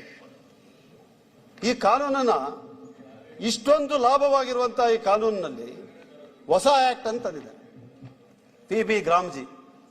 ಅದರಲ್ಲೂ ಕೂಡ ಉದ್ಯೋಗ ಖಾತ್ರಿ ಅಂತ ಹೇಳುವಂತದ್ದನ್ನ ಹೇಳ್ತಾರೆ, ವಿಕಸಿತ್ ಭಾರತ್. ಆದ್ರೆ ಯಾವ ಕಾನೂನು ನಡಿನಲ್ಲಿ ಹಲವಾರು ಯೋಜನೆಗಳು ಇವಾಗ ನಾನು ಹೇಳಿರುವಂತ ಬರೀ ರಾಜ್ಯಕ್ಕೆ ಸೀಮಿತವಾಗಿ ಹೇಳ್ತಾ ಇರುವಂತದ್ದು ಆಗಿದೆ. ಅದನ್ನ ಸೆಕ್ಷನ್ 37 ಒಳಗೆ ಪೂರ್ಣವಾಗಿ ರಿಪೀಲ್ ಮಾಡಿದೆ. ಅಂದ್ರೆ ಮನ್ರೇಗಾ ಆಕ್ಟ್ ಅನ್ನ, ರೂಲ್ಸ್ ಅನ್ನ, ಅದರ ಅಡಿಯಲ್ಲಿ ನಡೆದಂತ ಎಲ್ಲ ಯೋಜನೆಗಳನ್ನ, ಅದರ ಅಡಿಯಲ್ಲಿ ಆಡಿರುವಂತ ಎಲ್ಲ ಆದೇಶಗಳನ್ನ ಹಿಂದಕ್ಕೆ ಪಡೆಯುವಂತ ಕೆಲಸ. It is repeal. ನೋಡಿ, ಎಂತ ಗ್ರಾಮೀಣ ಭಾಗದ ಜನರಿಗೆ ನಾವು ಸಹಕಾರ ಆಗ್ಬೇಕು, ಅವರ ಬದುಕು ಕಟ್ಟಲಿಕ್ಕೆ ನಾವು ಮುಂದೆ ನಿಲ್ಬೇಕು, ಜೊತೆಗೆ ನಿಲ್ಬೇಕು ಅಂತ ಹೇಳುವಂತ ಯೋಜನೆಯನ್ನ ಪೂರ್ಣವಾಗಿ ಇವತ್ತು ಹಿಂದಕ್ಕೆ ಪಡೆದು 60% 40% ರೇಷಿಯೋಗೆ ವಿಂಗಡಿಸಿದ್ದಾರೆ. ಅಂದ್ರೆ 60% ಕೇಂದ್ರ ಸರ್ಕಾರ, 40% ರಾಜ್ಯ ಸರ್ಕಾರಕ್ಕೆ ಮಾಡಿದೆ. ಈಗ ಬಹಳ ಮುಖ್ಯವಾದಂತ ಪ್ರಶ್ನೆ ಇದರಲ್ಲಿ ಉದ್ಭವ ಆಗ್ತದೆ. ನಾನು ಈಗಾಗಲೇ ಹೇಳ್ದಂಗೆ ಒಕ್ಕೂಟದ ವ್ಯವಸ್ಥೆ, ಸಹಕಾರಿ ಒಕ್ಕೂಟ ಆಗಲಿ. ಆರ್ಟಿಕಲ್ 280ನಲ್ಲಿ ಫೈನಾನ್ಸ್ ಕಮಿಷನ್ ಸ್ಥಾಪನೆ ಮಾಡಿದ್ದಾರೆ. ಫೈನಾನ್ಸ್ ಕಮಿಷನ್ ಅವರು ಯಾವ ರೀತಿಯಾಗಿ ಸಲಹೆಗಳನ್ನ ಕೊಡಬೇಕು ಅಂತ ಉಲ್ಲೇಖ ಮಾಡಿದ್ದಾರೆ. 282 ಅಡಿನಲ್ಲಿ ಪೂರ್ಣವಾದಂತ ಅಧಿಕಾರ, ವೆಚ್ಚ ಅಂದ್ರೆ ಬಜೆಟ್ ಸ್ಪೆಂಡಿಂಗ್ ಎಕ್ಸ್ಪೆಂಡಿಚರ್ಗೆ ಕೇಂದ್ರಕ್ಕೆ ಮತ್ತು ರಾಜ್ಯಕ್ಕೆ ತಮ್ಮದೇ ಆದಂತ ಪೂರ್ಣ ಹಕ್ಕನ್ನು ಕೊಟ್ಟಿದ್ದಾರೆ. ಯಾವುದೇ ಫೀಲ್ಡ್ ಆಫ್ ಲೆಜಿಸ್ಲೇಷನ್ ಇರ್ಬೋದು, ನಮ್ಗೆ ಅದರಲ್ಲಿ ಅಧಿಕಾರ, ಕಾನೂನು ರಚನೆ ಮಾಡ್ಲಿಕ್ಕೆ ಅಧಿಕಾರ ಇಲ್ಲ ಅಂದ್ರೂ ಕೂಡ ಅದರಲ್ಲಿ ವೆಚ್ಚವನ್ನು ಎಕ್ಸ್ಪೆಂಡಿಚರ್ ಮಾಡಲಿಕ್ಕೆ ನಮ್ಗೆ ಅಧಿಕಾರವನ್ನು ಕೊಟ್ಟಿದ್ದಾರೆ. ಇದು ಕಾನೂನಿನ ವ್ಯವಸ್ಥೆ, ಇದು ಸಂವಿಧಾನದ ವ್ಯವಸ್ಥೆ. ಇದನ್ನ ಬದಲಾಯಿಸಿ 40 ಭಾಗ ಅಂದ್ರೆ 40% ಹೊರೆಯನ್ನ ಇವತ್ತು ರಾಜ್ಯ ಸರ್ಕಾರ ಕೊಡಬೇಕಾಗಿರೋ ಹಣ ಕೊಟ್ಟಿಲ್ಲ. GSTನಲ್ಲಿ ಬರಬೇಕಾಗಿರುವಂತ ಹಣ ಬಂದಿಲ್ಲ. ಅವ್ರು ಘೋಷಣೆ ಮಾಡಿರುವಂತ ಕೇಂದ್ರ ಸರ್ಕಾರ, ರಾಜ್ಯ ಸರ್ಕಾರದ ಜೊತೆ ಘೋಷಣೆ ಆಗ್ಬೇಕಿರುವಂತ ಯೋಜನೆಗಳು ಬಂದಿಲ್ಲ. ಆದ್ರೆ ಇಲ್ಲಿ ಇರುವಂತ ಪೂರ್ಣವಾಗಿ ಹಿಂದಕ್ಕೆ ಪಡೆದು ನಮ್ಮ ಮೇಲೆ ಈ ದೊಡ್ಡ ಹೊರೆಯನ್ನು ಹಾಕಿದ್ದಾರೆ. 9 ಕೋಟಿ ಕೆಲಸ ಕೊಟ್ರೆ 7,300 ಕೋಟಿ ವೆಚ್ಚ ಆಗ್ತದೆ. ಅದರಲ್ಲಿ 3,500 ಕೋಟಿ ರಾಜ್ಯ ಸರ್ಕಾರದ ಮೇಲೆ ಅವರೇ ಒಂದು ಚರ್ಚೆ ಕೂಡ ಮಾಡಿ. ನೋಡಿ ಯಾವ ತರ ಇದೆ. ಸಂವಿಧಾನ ಹೇಳ್ತದೆ 282ನಲ್ಲಿ state government expenditure complete autonomy, central government expenditure complete autonomy. ಆದ್ರೆ ನಮ್ಮ ಮೇಲೆ ಒಂದು ಹೊರೆ ಹಾಕಿದಾಗ 3,500 ಕೋಟಿ ಪ್ರತಿ ವರ್ಷ ಆಗುವಂತ ಹೊರೆ ಹಾಕಿದಾಗ ಒಂದು ಮಾಡೋ ಕನಿಷ್ಠ ಚರ್ಚೆನಾರು ಮಾಡ್ಬೇಕಲ್ಲ. ಈ ಚರ್ಚೆನೇ ಇಲ್ಲದೆ ಅಂತ ರೀತಿನಲ್ಲಿ ಈ ಕಾನೂನಿನ ತಂದು ಈಗ ರಾಜ್ಯಗಳ ಮೇಲೆ ಏರುವಂತ ಕೆಲಸವನ್ನು ಮಾಡಿದೆ. ಇದ್ದಂತ ಮನ್ರೇಗಾ ಆಕ್ಟ್ ಅಡಿಯಲ್ಲಿ ನಮ್ಮ ಸ್ಥಳೀಯ ಪಂಚಾಯತ್ ರಾಜ್ ವ್ಯವಸ್ಥೆಯಲ್ಲಿ ಸಂವಿಧಾನಿಕವಾದಂತಹ ಹುದ್ದೆಯಾಗಿ ಸಂವಿಧಾನಿಕ ಸ್ಥಾನಮಾನವನ್ನ ಮಾನ್ಯ ರಾಜೀವ್ ಗಾಂಧಿ ಅವರು ಪ್ರಧಾನಮಂತ್ರಿ ಇದ್ದಾಗ ಸಂಸತ್ನಲ್ಲಿ ಜಾರಿ ಮಾಡಿದ್ರು. 74th amendment. ಎಲ್ಲ ಪ್ರತಿಯೊಂದು ಪಂಚಾಯಿತಿ ಕೂಡ ಸಂವಿಧಾನಿಕ ಸಂಸ್ಥೆ ಆಯಿತು. ಯಾಕೆ ಅಂತ ಹೇಳಿದ್ರೆ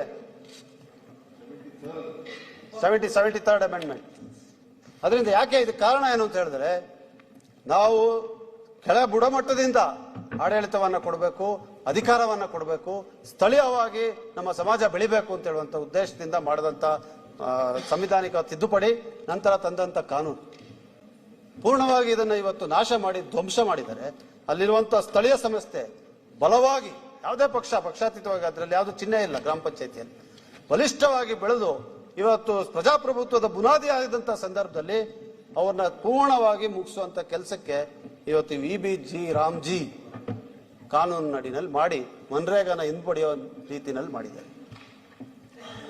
ಎಲ್ಲೋಯ್ತು ಒಕ್ಕೂಟ ವ್ಯವಸ್ಥೆ? ಎಲ್ಲಿಗೋಯ್ತು ಸಹಕಾರಿ ಒಕ್ಕೂಟ ಅಂತ ನಾವು ಪದೇ ಪದೇ ಕೂಗ್ತೀವಿ. ಕಾನೂನು ಹೇಳ್ತದೆ, ಸಂವಿಧಾನ ಹೇಳ್ತದೆ, ಸರ್ವೋಚ್ಚ ನ್ಯಾಯಾಲಯ ಹೇಳ್ತದೆ. ಯಾವುದೇ ರೀತಿಯಾದಂಥ ಚರ್ಚೆ ಇಲ್ಲದೆ ಈ ಕಾನೂನನ್ನು ತಂದು ಈಗ ಸೋಕಲ್ ಸೆಲ್ಫ್ ಗವರ್ನೆನ್ಸ್ ಏನಿದೆ ಅದನ್ನ ಪೂರ್ಣವಾಗಿ ನಾಶ ಮಾಡುವಂತ ಕೆಲಸವನ್ನು ಮಾಡಿದ್ದಾರೆ. ಬಹಳ ಯಶಸ್ಸಾಗಿ ನಡೀತಾ ಇದ್ದಂತ ಮನ್ರೇಗಾ, ಅದಕ್ಕೆ ಈ ಪರಿಸ್ಥಿತಿಯನ್ನ ನಿರ್ಮಾಣವನ್ನ ಕೇಂದ್ರ ಸರ್ಕಾರ ತಮ್ಮ ಕಾನೂನು ಮೂಲಕ ಮಾಡಿದೆ ಅಂತ ಹೇಳಲಿಕ್ಕೆ ಬಯಸ್ತಾ ಇದ್ದೀನಿ.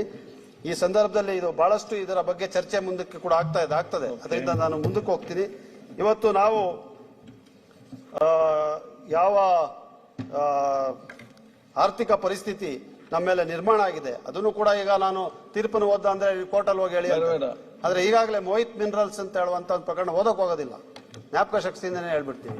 ಮೋಹಿತ್ ಮಿನರಲ್ಸ್ ಅಂತೇಳಿ GST ವಿಚಾರ ಮಾಡಿದಾಗ ಯಾವ ಕಾರಣಕ್ಕೂ ಕೂಡ ರಾಜ್ಯ ಸರ್ಕಾರದ ಮೇಲೆ ನೇರವಾಗಿ ಹೊರೆಯಾಗುವಂತ ಕಾನೂನು ಅಥವಾ ಯೋಜನೆಗಳನ್ನ ಚರ್ಚೆ ಇಲ್ಲದೆ ಮಾಡಬಾರ್ದು ಅಂತ ಹೇಳುವಂತ ತೀರ್ಪನ್ನು ಕೊಟ್ಟಿದೆ.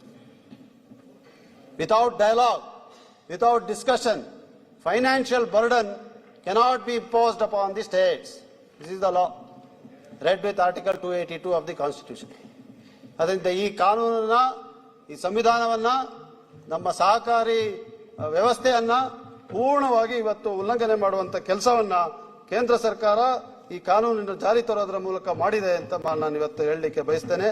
ಇದರೆಲ್ಲ ಮಧ್ಯದಲ್ಲಿ ಈ ತಾರತಮ್ಯ, ಮಲೆತಾಯಿ ಧೋರಣೆ ಮಧ್ಯದಲ್ಲೂ ಕೂಡ ನಮ್ಮ ಸರ್ಕಾರ ಪ್ರಗತಿಯ ಪಥದ ಕಡೆ ಜಾರ್ತೇನೆ ಇದೆ. ಅದನ್ನು ಯಾರೂ ಕೂಡ ತಡೀಲಿಕ್ಕೆ ಸಾಧ್ಯ ಇಲ್ಲ.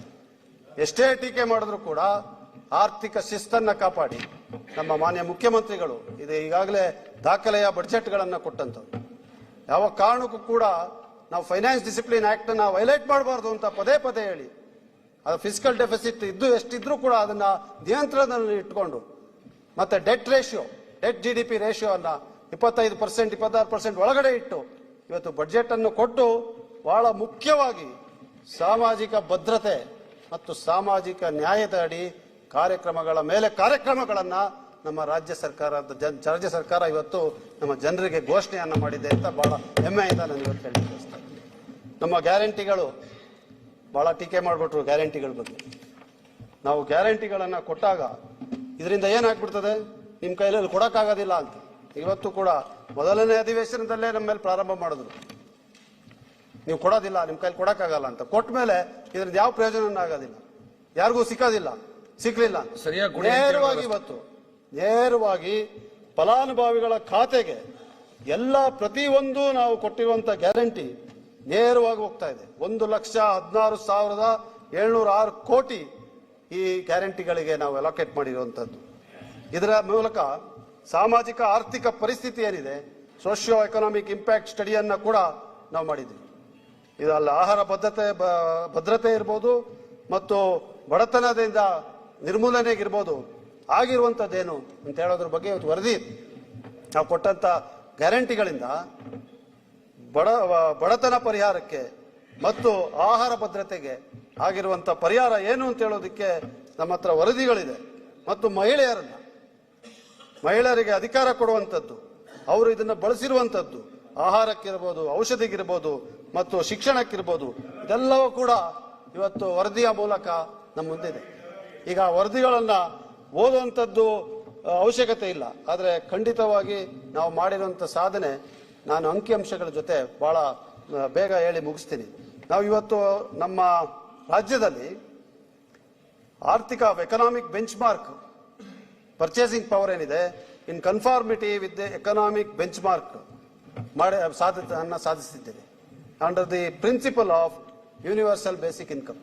ಇದು ನಮ್ಮ ಗ್ಯಾರಂಟಿ ಮೂಲಕ, ಅದು ಮುಖ್ಯವಾಗಿ ಗೃಹಲಕ್ಷ್ಮಿಯ ಮೂಲಕ 2022ರಿಂದ 2022ನೇ ಇಸ್ವಿನಲ್ಲಿ 9.3% ನೇರವಾಗಿ ಸಾಮಾಜಿಕ ಭದ್ರತೆ ಕಾರ್ಯಕ್ರಮಗಳ ಮೂಲಕ ನೇರವಾಗಿ ಅವರ ಖಾತೆಗೆ ಹೋಗುವಂತ ಕಾರ್ಯಕ್ರಮ ಇಡೀ ರಾಜ್ಯದ ಜನತೆಯಲ್ಲಿ 9.3% ಮಾತ್ರ ಸೀಮಿತವಾಗಿತ್ತು.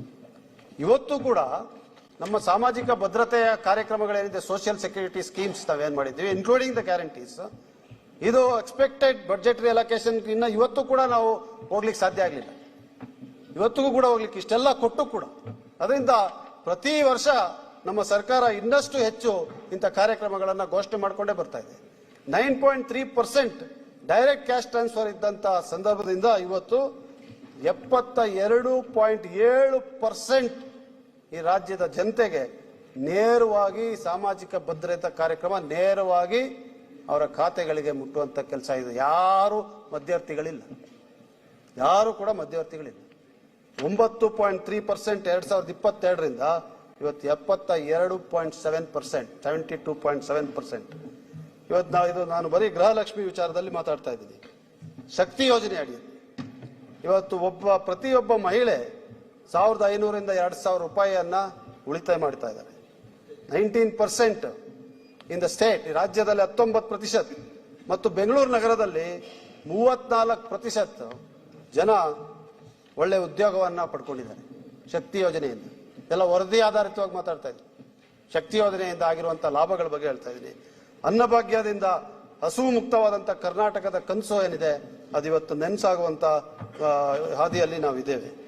ಮತ್ತೆ ಯಾವ ಆರ್ಥಿಕ ಪರಿಸ್ಥಿತಿ, ನಮಗೆ ಆರ್ಥಿಕವಾಗಿ ಸ್ವತಂತ್ರವಾಗಿರಬೇಕು ನಮ್ಮ ನಾಗರಿಕರು, ಕರ್ನಾಟಕದ ಜನತೆ ಅಂತ ಹೇಳುವಂತ ನಮ್ಮ ಕನಸೇನಿದೆ ರಾಜ್ಯ ಸರ್ಕಾರದ್ದು, ಇವತ್ತು 70% ಜನ ನಾವು ಆರ್ಥಿಕವಾಗಿ ಸ್ವತಂತ್ರವಾಗಿದ್ದೇವೆ ಅಂತ ಹೇಳುವಂತ ಮಾತನ್ನ ನಮ್ಮ ಸಾಮಾಜಿಕ ಭದ್ರತೆ ಕಾರ್ಯಕ್ರಮದ ಮೂಲಕ ಹೇಳ್ತಾ ಇದ್ದೀನಿ.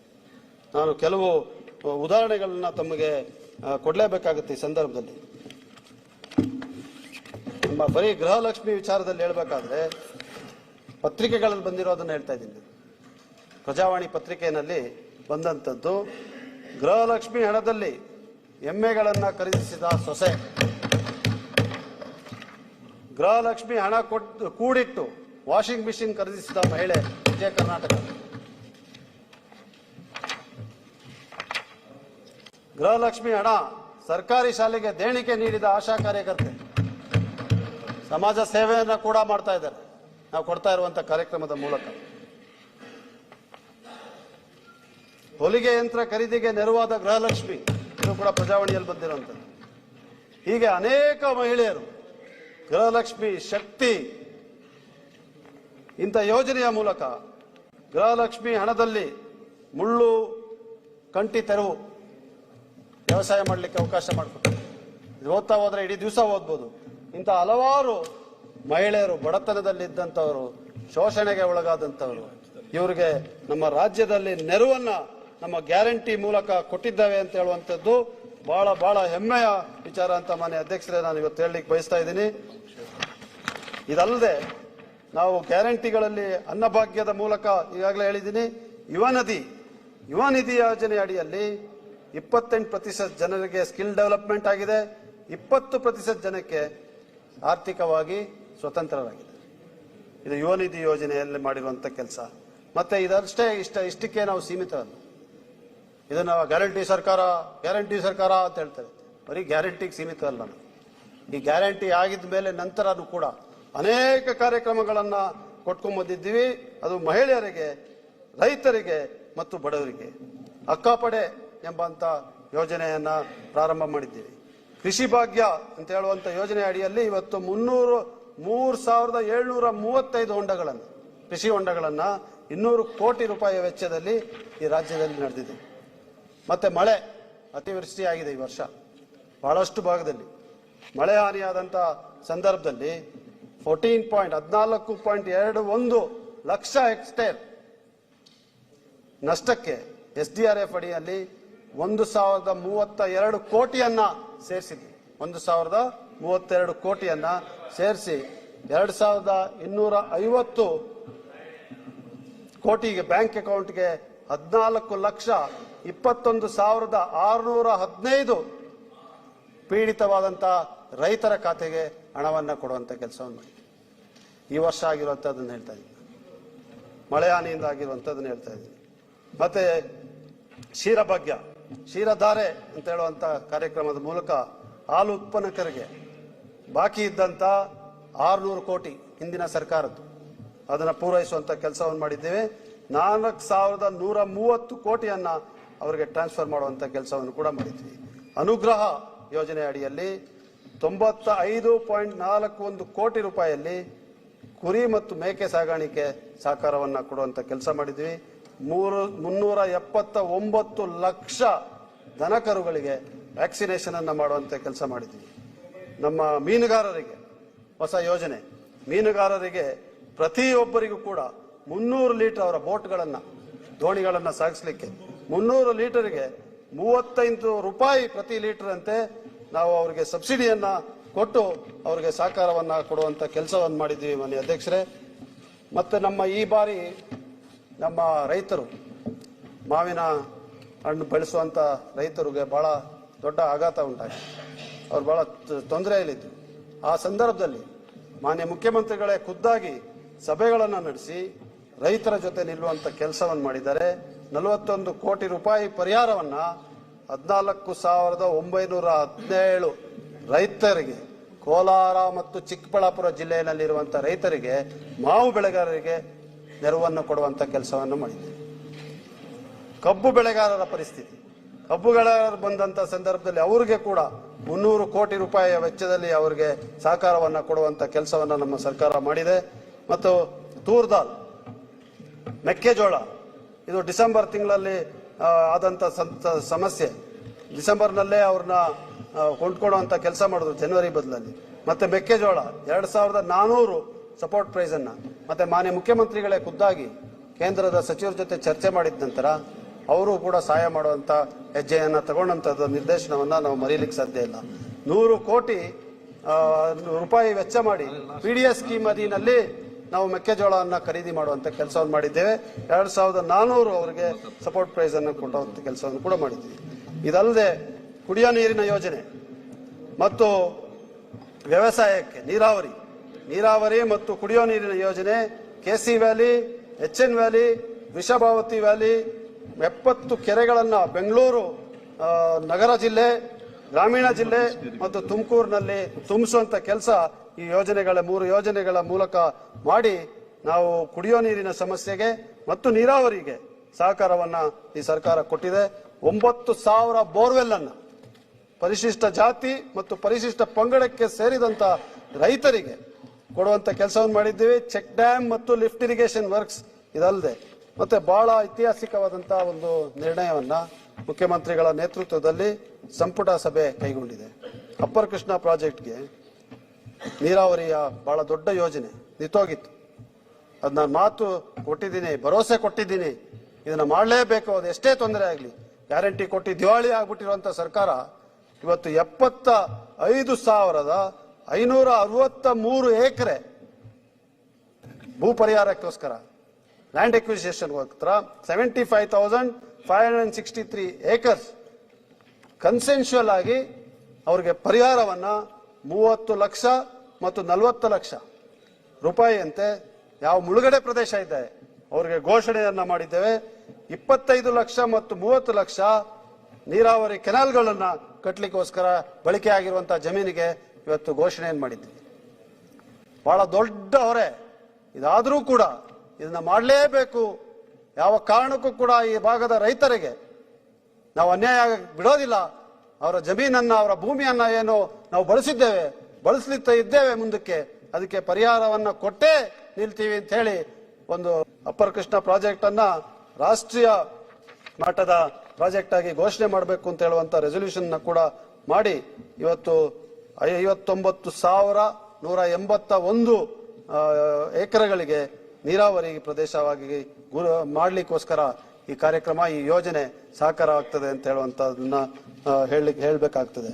ಕಂದಾಯ ಇಲಾಖೆಯಲ್ಲಿ ಇವತ್ತು ಬಹಳ ದೊಡ್ಡ ಕ್ರಾಂತಿಯೇ ನಡೆದಿದೆ. ಕಂದಾಯ ಕ್ರಾಂತಿ ಅಂತ ನಾನು ಹೇಳಲಿಕ್ಕೆ ಬಯಸ್ತಾ ಇದ್ದೀನಿ. 30,662 ಗ್ರಾಮೀಣ ಭಾಗದಲ್ಲಿರುವಂತಹ ಗ್ರಾಮ ನಕ್ಷೆಗಳು, ವಿಲೇಜ್ ಮ್ಯಾಪ್ಸ್, ಇದನ್ನ ಮತ್ತೆ ಹಿಸ್ಸಾ ರೆಕಾರ್ಡ್ಸ್ ಅನ್ನ, ಪೋಡಿ ಫ್ರೀ ಗ್ರಾಮಗಳು, ಪೋಡಿ ಮುಕ್ತವಾದಂತಹ ಗ್ರಾಮಗಳು 2 ಆ ಕಾರ್ಯಕ್ರಮವನ್ನ, ದರ್ಖಾಸ್ತ್ ಪೋಡಿಗಳು, ರೆವಿನ್ಯೂ ವಿಲೇಜ್ ಸ್ಕೀಮ್ 1,11,111 ಹಕ್ಕುಪತ್ರಗಳನ್ನ ವಿತರಣೆ ಮಾಡುವಂತ ಕಾರ್ಯಕ್ರಮ ಮಾಡಿ ಮಾನ್ಯ ಮುಖ್ಯಮಂತ್ರಿಗಳೇ ಅದರಲ್ಲಿ ಹೋಗಿ ಕಂದಾಯ ಸಚಿವರ ಜೊತೆ ಆ ಕಾರ್ಯಕ್ರಮದಲ್ಲಿ ಭಾಗವಹಿಸಿದ್ದಾರೆ. RCCMS ಸಾಫ್ಟ್ವೇರ್ ಮೂಲಕ ರೆವಿನ್ಯೂ ಕೋರ್ಟ್ಸ್, ಕಂದಾಯ ಇವತ್ತೇನು ನ್ಯಾಯಾಲಯಗಳಿದೆ, AC ಕೋರ್ಟ್ ಇರ್ಬೋದು, DC court, special DC court, ಇಲ್ಲಿ ಬಹಳ ದೊಡ್ಡ ಪ್ರಮಾಣದ ಕಂದಾಯ ನಿಗದಿ ಆಗ್ತಾ ಇರುವಂತದ್ದು ಮತ್ತು ಪ್ರಕರಣಗಳು ಹಾಗೆ ಬಾಕಿ ಉಳಿದಿತ್ತು. ಇದನ್ನ ತಕ್ಷಣ ಪೂರೈಸಬೇಕು ಅಂತ ಹೇಳಿ ಇವತ್ತು RCCMS ಸಾಫ್ಟ್ವೇರ್ ಮೂಲಕ 2.7 ಲಕ್ಷ ಪ್ರಕರಣಗಳು ಇತ್ಯರ್ಥ ಆಗಿದೆ. ಎಲ್ಲ ನೇರವಾಗಿ ಅಲ್ಲಿದ್ದಂತ ರೈತರ ವ್ಯಾಪ್ತಿ ವರ್ಗಕ್ಕೆ, ಬಡವರಿಗೆ ಸಹಕಾರ ಆಗುವಂತ ತೀರ್ಮಾನಗಳು. ಈ ಪಾವತಿ ಅಕೌಂಟ್ ಅನ್ನ ಈಗಾಗಲೇ ತೆರೆದಿದ್ದಾರೆ. 3,07,275 ಅಪ್ಲಿಕೇಶನ್ಗಳು ಸ್ವೀಕಾರ ಕೂಡ ಆಗಿದೆ. ಮತ್ತೆ ಹೊಸ ತಾಲೂಕುಗಳು ಈಗ ನಾನು ಬರುವಂತ ಕ್ಷೇತ್ರದಿಂದ ವಿರಾಜಪೇಟೆ ವಿಧಾನಸಭಾ ಕ್ಷೇತ್ರದಲ್ಲಿ ಪೊನ್ನಂಪೇಟೆ ಹೊಸದಾಗಿ ಆಗಿದಂತ ತಾಲೂಕು 3 ವರ್ಷ ಆಗಿತ್ತು, 3.5 ವರ್ಷ ಆಗಿತ್ತು. ನಮ್ಮ ಸರ್ಕಾರ ಬಂದ ಮೇಲೆ ಇದಕ್ಕೆ ಪ್ರಜಾಸೌಧಗಳನ್ನ ಕಟ್ಟುವಂತ ಕೆಲಸವನ್ನ ತಾಲೂಕಲ್ಲಿ ಮಾಡುವಂತ ಕೆಲಸ ನಮಗೆ ಕೊಡಗು ಜಿಲ್ಲೆನಲ್ಲೇ ಪೊನ್ನಂಪೇಟೆ ಮತ್ತು ಕುಶಾಲನಗರ ಮತ್ತೆ ಬಹುತೇಕ ಹೊಸ ತಾಲೂಕುಗಳಿಗೆ ಎಲ್ಲದಕ್ಕೂ ಕೂಡ ಪ್ರಜಾಸೌಧಗಳನ್ನ ಕೊಡುವಂತ ಕೆಲಸ ನಮ್ಮ ಸರ್ಕಾರ ಮಾಡಿದೆ ಅಂತ ನಾನು ಹೇಳಲಿಕ್ಕೆ ಬಯಸ್ತಾ ಇದ್ದೀನಿ ಅಧ್ಯಕ್ಷರೇ.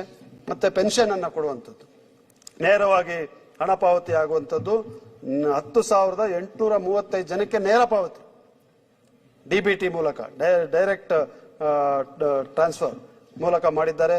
ಅರ್ಚಕರಿಗೆ ಅವ್ರಿಗೆ ತಸ್ತಿಕ್ ಹಣವನ್ನ 60,000ದಿಂದ 72,000ಕ್ಕೆ ಹೆಚ್ಚುವರಿ ಮಾಡಿದ್ದಾರೆ. ಅವರು ಮರಣ ಹೊಂದಲ್ಲಿ 2 ಲಕ್ಷ ರೂಪಾಯಿ ಅವರಿಗೆ ಕಂಪನ್ಸೇಷನ್ ಅನ್ನ ಕೊಡುವಂತ ಕೆಲಸವನ್ನ ಕೂಡ ಸರ್ಕಾರ ಒಂದು ಯೋಜನೆಯ ಮೂಲಕ ಘೋಷಣೆ ಮಾಡಿದೆ. ಮತ್ತು ಕರ್ನಾಟಕ ಇದರಲ್ಲಿ ಪ್ರಯಾಣಕ್ಕೆ ಹೋಗುವಂತವ್ರು, ಪಿಲ್ಗ್ರಿಮೇಜ್ಗೆ ಹೋಗುವಂತವ್ರಿಗೆ 23,044 ಜನ ದೇವಸ್ಥಾನಗಳಿಗೆ ಹೋಗುವಂತವರಿಗೆ ಅಂತ ಪ್ರಯಾಣಿಕರಿಗೆ ಸಹಕಾರವನ್ನ ಕೊಡುವಂತ ಯೋಜನೆಯನ್ನು ಕೂಡ ನಾವು ಘೋಷಣೆ ಮಾಡಿ ಕೆಲಸ ಮಾಡಿದ್ದೀವಿ. ಮತ್ತೆ ಬಿಯಾಂಡ್ ಬೆಂಗಳೂರು ಡೆವಲಪ್ಮೆಂಟ್ ಸ್ಕೀಮ್ ಅಂತ ಹೇಳಿ 20 ಲಕ್ಷ ಜನರಿಗೆ ಉದ್ಯೋಗವನ್ನ ಕೊಡುವಂತ ಒಂದು ಸ್ಕೀಮ್ ಅನ್ನು ಕೂಡ ನಾವು ಪ್ರಾರಂಭ ಮಾಡಿ ಬಹಳ ಯಶಸ್ಸಾಗಿ ನಡೆಸಿದ್ದೇವೆ. ಇದಲ್ಲದೆ ನಾವು ಹೊರ ದೇಶಗಳಿಂದ ಬಂಡವಾಳ ಬಹಳ ಯಾವುದೇ ಒಂದು ರಾಜ್ಯ ಮುಂದುವರಿಬೇಕಾದರೆ ಹೊರ ದೇಶದಿಂದ ಬಂಡವಾಳ ತಂದು ಉದ್ಯೋಗವನ್ನ ಸೃಷ್ಟಿ ಮಾಡಿ ಹೊಸ ಹೊಸ ಕಾರ್ಖಾನೆಗಳನ್ನು ಮತ್ತು ಬೇರೆ ಬೇರೆ ವಿವಿಧ ರೀತಿಯಾದಂತ ಉದ್ಯಮವನ್ನ ಸೃಷ್ಟಿ ಮಾಡೋದು ಅತಿ ಅವಶ್ಯಕ ಆಗಿರ್ತದೆ. ಸೆಪ್ಟೆಂಬರ್ 2025-26ರವರೆಗೂ ಫಾರಿನ್ ಇನ್ವೆಸ್ಟ್ಮೆಂಟ್ 80,997 ಕೋಟಿ ನಮ್ಮಲ್ಲಿ ಬಂದಿರುವಂತ ಹೊರ ದೇಶದ ಬಂಡವಾಳ. ಇದು ಈ ದೇಶದಲ್ಲೇ ನಾವು 2ನೇ ಸ್ಥಾನದಲ್ಲಿ, ಎಕ್ಸ್ಪೋರ್ಟ್ ನಲ್ಲಿ ದೇಶದಲ್ಲೇ ನಾವು 1ನೇ ಸ್ಥಾನದಲ್ಲಿದ್ದೀವಿ. 99,309 ಮಿಲಿಯನ್ US ಡಾಲರ್ಸ್ ನಾವು ಮಾಡಿರುವಂತ ಎಕ್ಸ್ಪೋರ್ಟ್ಸ್. ಮತ್ತೆ IT ಸೆಕ್ಟರ್ ನಲ್ಲಿ ತಾವೆಲ್ಲ ತಮಗೆ ಗೊತ್ತೇ ಇದೆ ಅಧ್ಯಕ್ಷರೇ, ನಾವು 1ನೇ ಸ್ಥಾನದಲ್ಲಿ ಇದ್ದೀವಿ. 25 ಲಕ್ಷ MSME ಮೂಲಕ ಉದ್ಯಮ ಪೋರ್ಟಲ್ ಅಂತೇಳಿ 235 ಲಕ್ಷ ಉದ್ಯೋಗವನ್ನ ಸೃಷ್ಟಿ ಮಾಡುವಂತ ಕೆಲಸವನ್ನು ಮಾಡಿದ್ದೇವೆ. ಲೀಪ್ ಎಂಬಂತ ಪ್ರಾಜೆಕ್ಟಿನ ಮೂಲಕ 1,000 ಕೋಟಿಯ ಬಂಡವಾಳದಲ್ಲಿ 5 ಲಕ್ಷ ಉದ್ಯೋಗವನ್ನ ಸೃಷ್ಟಿ ಮಾಡುವಂತ ಕೆಲಸ ಮಾಡಿದ್ವಿ. ಬಹಳ ದೊಡ್ಡ ನಗರ ಇವತ್ತು ನಮಗೆ ತಿಳಿದಂತೆ ಬೆಂಗಳೂರು ನಗರ ಅಂತ ಹೇಳಿದ್ರೆ ಬಹುಶಃ ದೇಶದಲ್ಲೇ ಅತಿ ಹೆಚ್ಚು ದೊಡ್ಡ ವೇಗದಲ್ಲಿ ಬೆಳೀತಾ ಇರುವಂತ ಒಂದು ನಗರದಲ್ಲಿ ಬೆಂಗಳೂರು ನಗರ ಕೂಡ ಇದೆ. ಮೆಟ್ರೋಗೋಸ್ಕರ 44.65 ಕಿಲೋಮೀಟರ್ಗೆ 15,611 ಕೋಟಿ ವೆಚ್ಚದಲ್ಲಿ double decker road and metro, ಅದಕ್ಕೆ 9,700 ಕೋಟಿ. ಮೆಟ್ರೋ 3A 36.59 ಕ್ರೋರ್ಸ್ಗೆ ಈಗಾಗಲೇ ಕೇಂದ್ರ ಸರ್ಕಾರಕ್ಕೆ ಸಲ್ಲಿಕೆ ಆಗಿದೆ. ಮತ್ತೆ ಗ್ರೇಟರ್ ಬ್ಯಾಂಗ್ಳೂರ್ ಡೆವಲಪ್ಮೆಂಟ್ ಏನ್ ನಾವು ಪ್ರಾರಂಭ ಮಾಡಿದ್ದೀವಿ, ಅದಕ್ಕೆ 1.7 ಲಕ್ಷ ಕೋಟಿ for the development of Bangalore. Greater Bangalore development ಅಂದ್ರೆ ಅದು ಮೆಟ್ರೋ ಇರ್ಬೋದು, ರಸ್ತೆಗಳಿರ್ಬೋದು, ವೈಟ್ ಟಾಪಿಂಗ್ ಇರ್ಬೋದು, ಬ್ರಿಡ್ಜ್ಗಳಿರ್ಬೋದು, ಉದ್ಯಾನವನಗಳಿರ್ಬೋದು, ಇದೆಲ್ಲ ಮತ್ತೆ ನಮ್ಮ ಘನತ್ಯಾಜ್ಯ ನಿವಾರಣೆಗಿರ್ಬೋದು, ಇದೆಲ್ಲದಕ್ಕೂ ಸೇರಿ ಇವತ್ತು ನಮ್ಮ ರಾಜ್ಯ ಸರ್ಕಾರ 1.7 ಲಕ್ಷ ಕೋಟಿ ವೆಚ್ಚವನ್ನ ನಿಗದಿ ಮಾಡಿ ಆ ಕೆಲಸವನ್ನ ಮಾಡ್ತಾ ಇದ್ದೇವೆ. ಮತ್ತೆ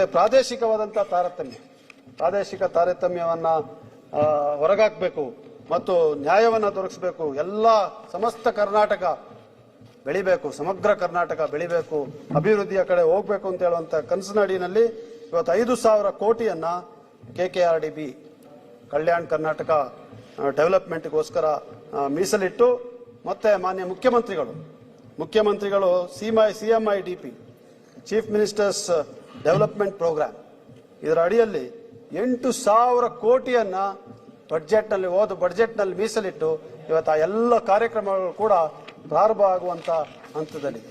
ಇದು ನಾವು ಮಾಡ್ತಾ ಇರುವಂತ ನಮ್ಮ ಆರ್ಥಿಕ ಶಿಸ್ತನ್ನ ಕಾಪಾಡಿ ಈ ರಾಜ್ಯದಲ್ಲಿ ಸಾಮಾಜಿಕ ಭದ್ರತೆ ಕಾರ್ಯಕ್ರಮ ಒಂದ್ ಕಡೆ ಮತ್ತು ಅಸೆಟ್ ಬಿಲ್ಡಿಂಗ್ ಅನ್ನ ಮಾಡುವಂತ ಕೆಲಸವನ್ನು ಮಾಡ್ತೀವಿ. ಎಂಪ್ಲಾಯ್ಮೆಂಟ್, ರೂರಲ್ ಎಂಪ್ಲಾಯ್ಮೆಂಟ್ ಇದೆಲ್ಲವನ್ನ ಕೊಡುವಂತ ಕೆಲಸ ಮಾಡ್ತಿದ್ವಿ. ಶಿಕ್ಷಣದಲ್ಲೂ ಕೂಡ 900 ಶಾಲೆಗಳು ಇವತ್ತು KPS ಶಾಲೆಗಳಾಗಿ ಆಗೋದಕ್ಕೆ ಪ್ರತಿ ಶಾಲೆಗೆ 2 ಕೋಟಿಯಿಂದ 4 ಕೋಟಿ ವೆಚ್ಚ.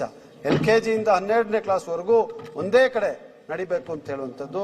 ಮತ್ತು ನಾವು ಲೇಬರ್ ಕ್ಲಾಸ್ ಅವರಿಗೆ ಇವತ್ತು ಲೇಬರ್ ವೆಲ್ಫೇರ್ ಬೋರ್ಡ್ ಮೂಲಕ 1115 ಕೋಟಿಯನ್ನ 14.34 ಲಕ್ಷ ಫಲಾನುಭವಿಗಳಿಗೆ ನಾವು ಇವತ್ತು ಹಂಚಿಕೆಯನ್ನು ಮಾಡಿದ್ದೇವೆ.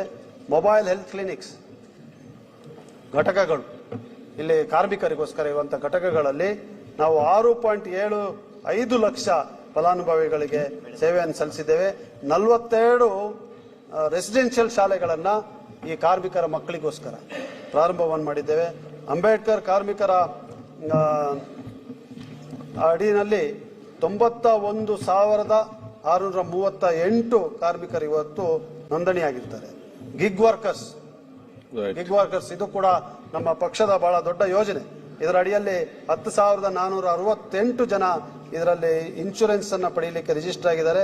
4 ಲಕ್ಷ ರೂಪಾಯಿವರೆಗೂ ಅವರಿಗೆ ಇನ್ಶೂರೆನ್ಸ್ ಅನ್ನ ಕೊಡುವಂತ ಕೆಲಸವನ್ನು ಮಾಡ್ತಾ ಇದ್ದೀವಿ.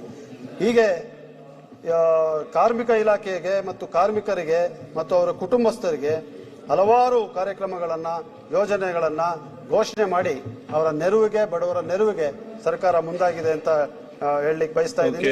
ಮತ್ತು ಬಹಳ ಮುಖ್ಯವಾಗಿ ಒಂದು ಪ್ರದೇಶ ಬೆಳವಣಿಗೆ ಆಗ್ಬೇಕಾದ್ರೆ, ಅಭಿವೃದ್ಧಿ ಆಗ್ಬೇಕಾದ್ರೆ ಬಹಳ ಮುಖ್ಯವಾದಂತ ವಿಚಾರ ನಮಗೆ ಎನರ್ಜಿ, ಇಂಧನ ಇರಬೇಕು. ಇಲ್ಲ ಅಂದ್ರೆ ಬೆಳಿಲಿಕ್ಕೆ ಸಾಧ್ಯನೇ ಆಗೋದಿಲ್ಲ. ರಿನ್ಯೂವಬಲ್ ಎನರ್ಜಿ ಮೂಲಕ ಇವತ್ತು 4032 ಮೆಗಾವಾಟ್ಸ್ ಅನ್ನ ರಿನ್ಯೂವಬಲ್ ಎನರ್ಜಿ, ವಿಂಡ್ ಎನರ್ಜಿ ಮತ್ತು ಸೋಲಾರ್ ಎನರ್ಜಿ ಮೂಲಕ ನಾವು ನೂತನವಾಗಿ ಜನರೇಟ್ ಮಾಡುವಂತ ಕೆಲಸವನ್ನು ಮಾಡಿದ್ವಿ.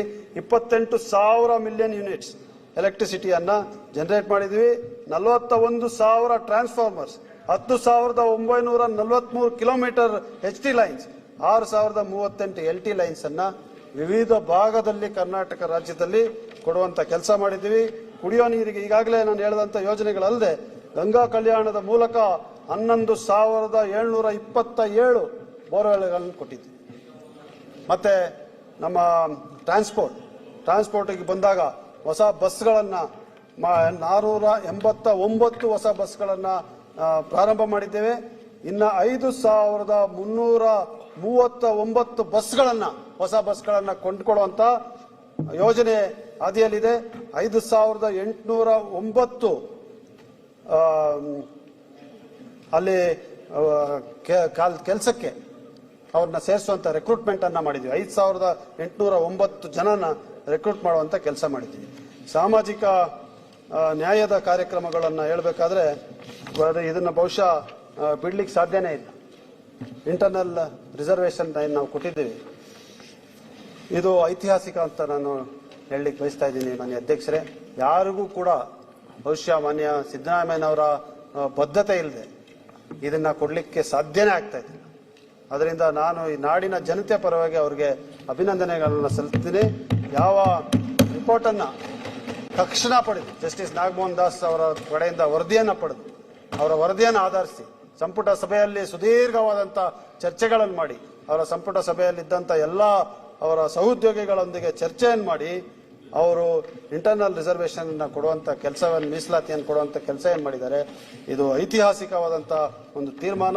ಇದು ಬಹುಶಃ ನಮ್ಮ ಸರ್ಕಾರದ ಕೈಯಲ್ಲೂ ಮಾತ್ರ ಸಾಧ್ಯ ಆಗ್ತಾ ಇತ್ತು ಅಂತ ಹೇಳಿದ್ರೆ ತಪ್ಪಾಗ್ಲಾರದು. ಹಾಗೆ SC SC TSP ಅಲ್ಲಿ 2025-26ಕ್ಕೆ 42,018 ಕೋಟಿಯನ್ನ ಕೊಡುವಂತ ಕೆಲಸವನ್ನು ಮಾಡಿದ್ದೀವಿ. DCRE ಪೊಲೀಸ್ ಸ್ಟೇಷನ್ಗಳನ್ನ 930 ಕೋಟಿಯಲ್ಲಿ ತಮ್ಮ ಸ್ವಂತ ಕಟ್ಟಡಗಳನ್ನ ನಿರ್ಮಾಣ ಮಾಡುವಂತ ಕೆಲಸ ಮಾಡಿದ್ದೇವೆ. 502 ಹೊಸ ಹಾಸ್ಟೆಲ್ಗಳು ಮತ್ತು ರೆಸಿಡೆನ್ಷಿಯಲ್ ಶಾಲೆಗಳನ್ನ ಸ್ಯಾಂಕ್ಷನ್ ಮಾಡಿ ಈಗಾಗಲೇ ರಾಜ್ಯದಲ್ಲಿ 5,306 ಹಾಸ್ಟೆಲ್ ಮತ್ತೆ 1,127 ಶಾಲೆಗಳು ಕಾರ್ಯವನ್ನು ನೆರವೇರಿಸ್ತಾ ಇದೆ. 8.5 ಲಕ್ಷ ಮಕ್ಕಳಿಗೆ ಇಲ್ಲಿ ವಿದ್ಯಾಭ್ಯಾಸ ಮಾಡಲಿಕ್ಕೆ ಅವಕಾಶ ನಮ್ಮ ರಾಜ್ಯ ಸರ್ಕಾರ ಮಾಡಿಕೊಟ್ಟಿದೆ. 985 ಕೋಟಿ ಅನುದಾನ ಸ್ಕಾಲರ್ಶಿಪ್ಗೆ, 278 ಕೋಟಿ ಹೊಸ ಕಟ್ಟಡದ ನಿರ್ಮಾಣಕ್ಕೆ ಈಗಾಗಲೇ ಸರ್ಕಾರ ಕೊಟ್ಟಿದೆ.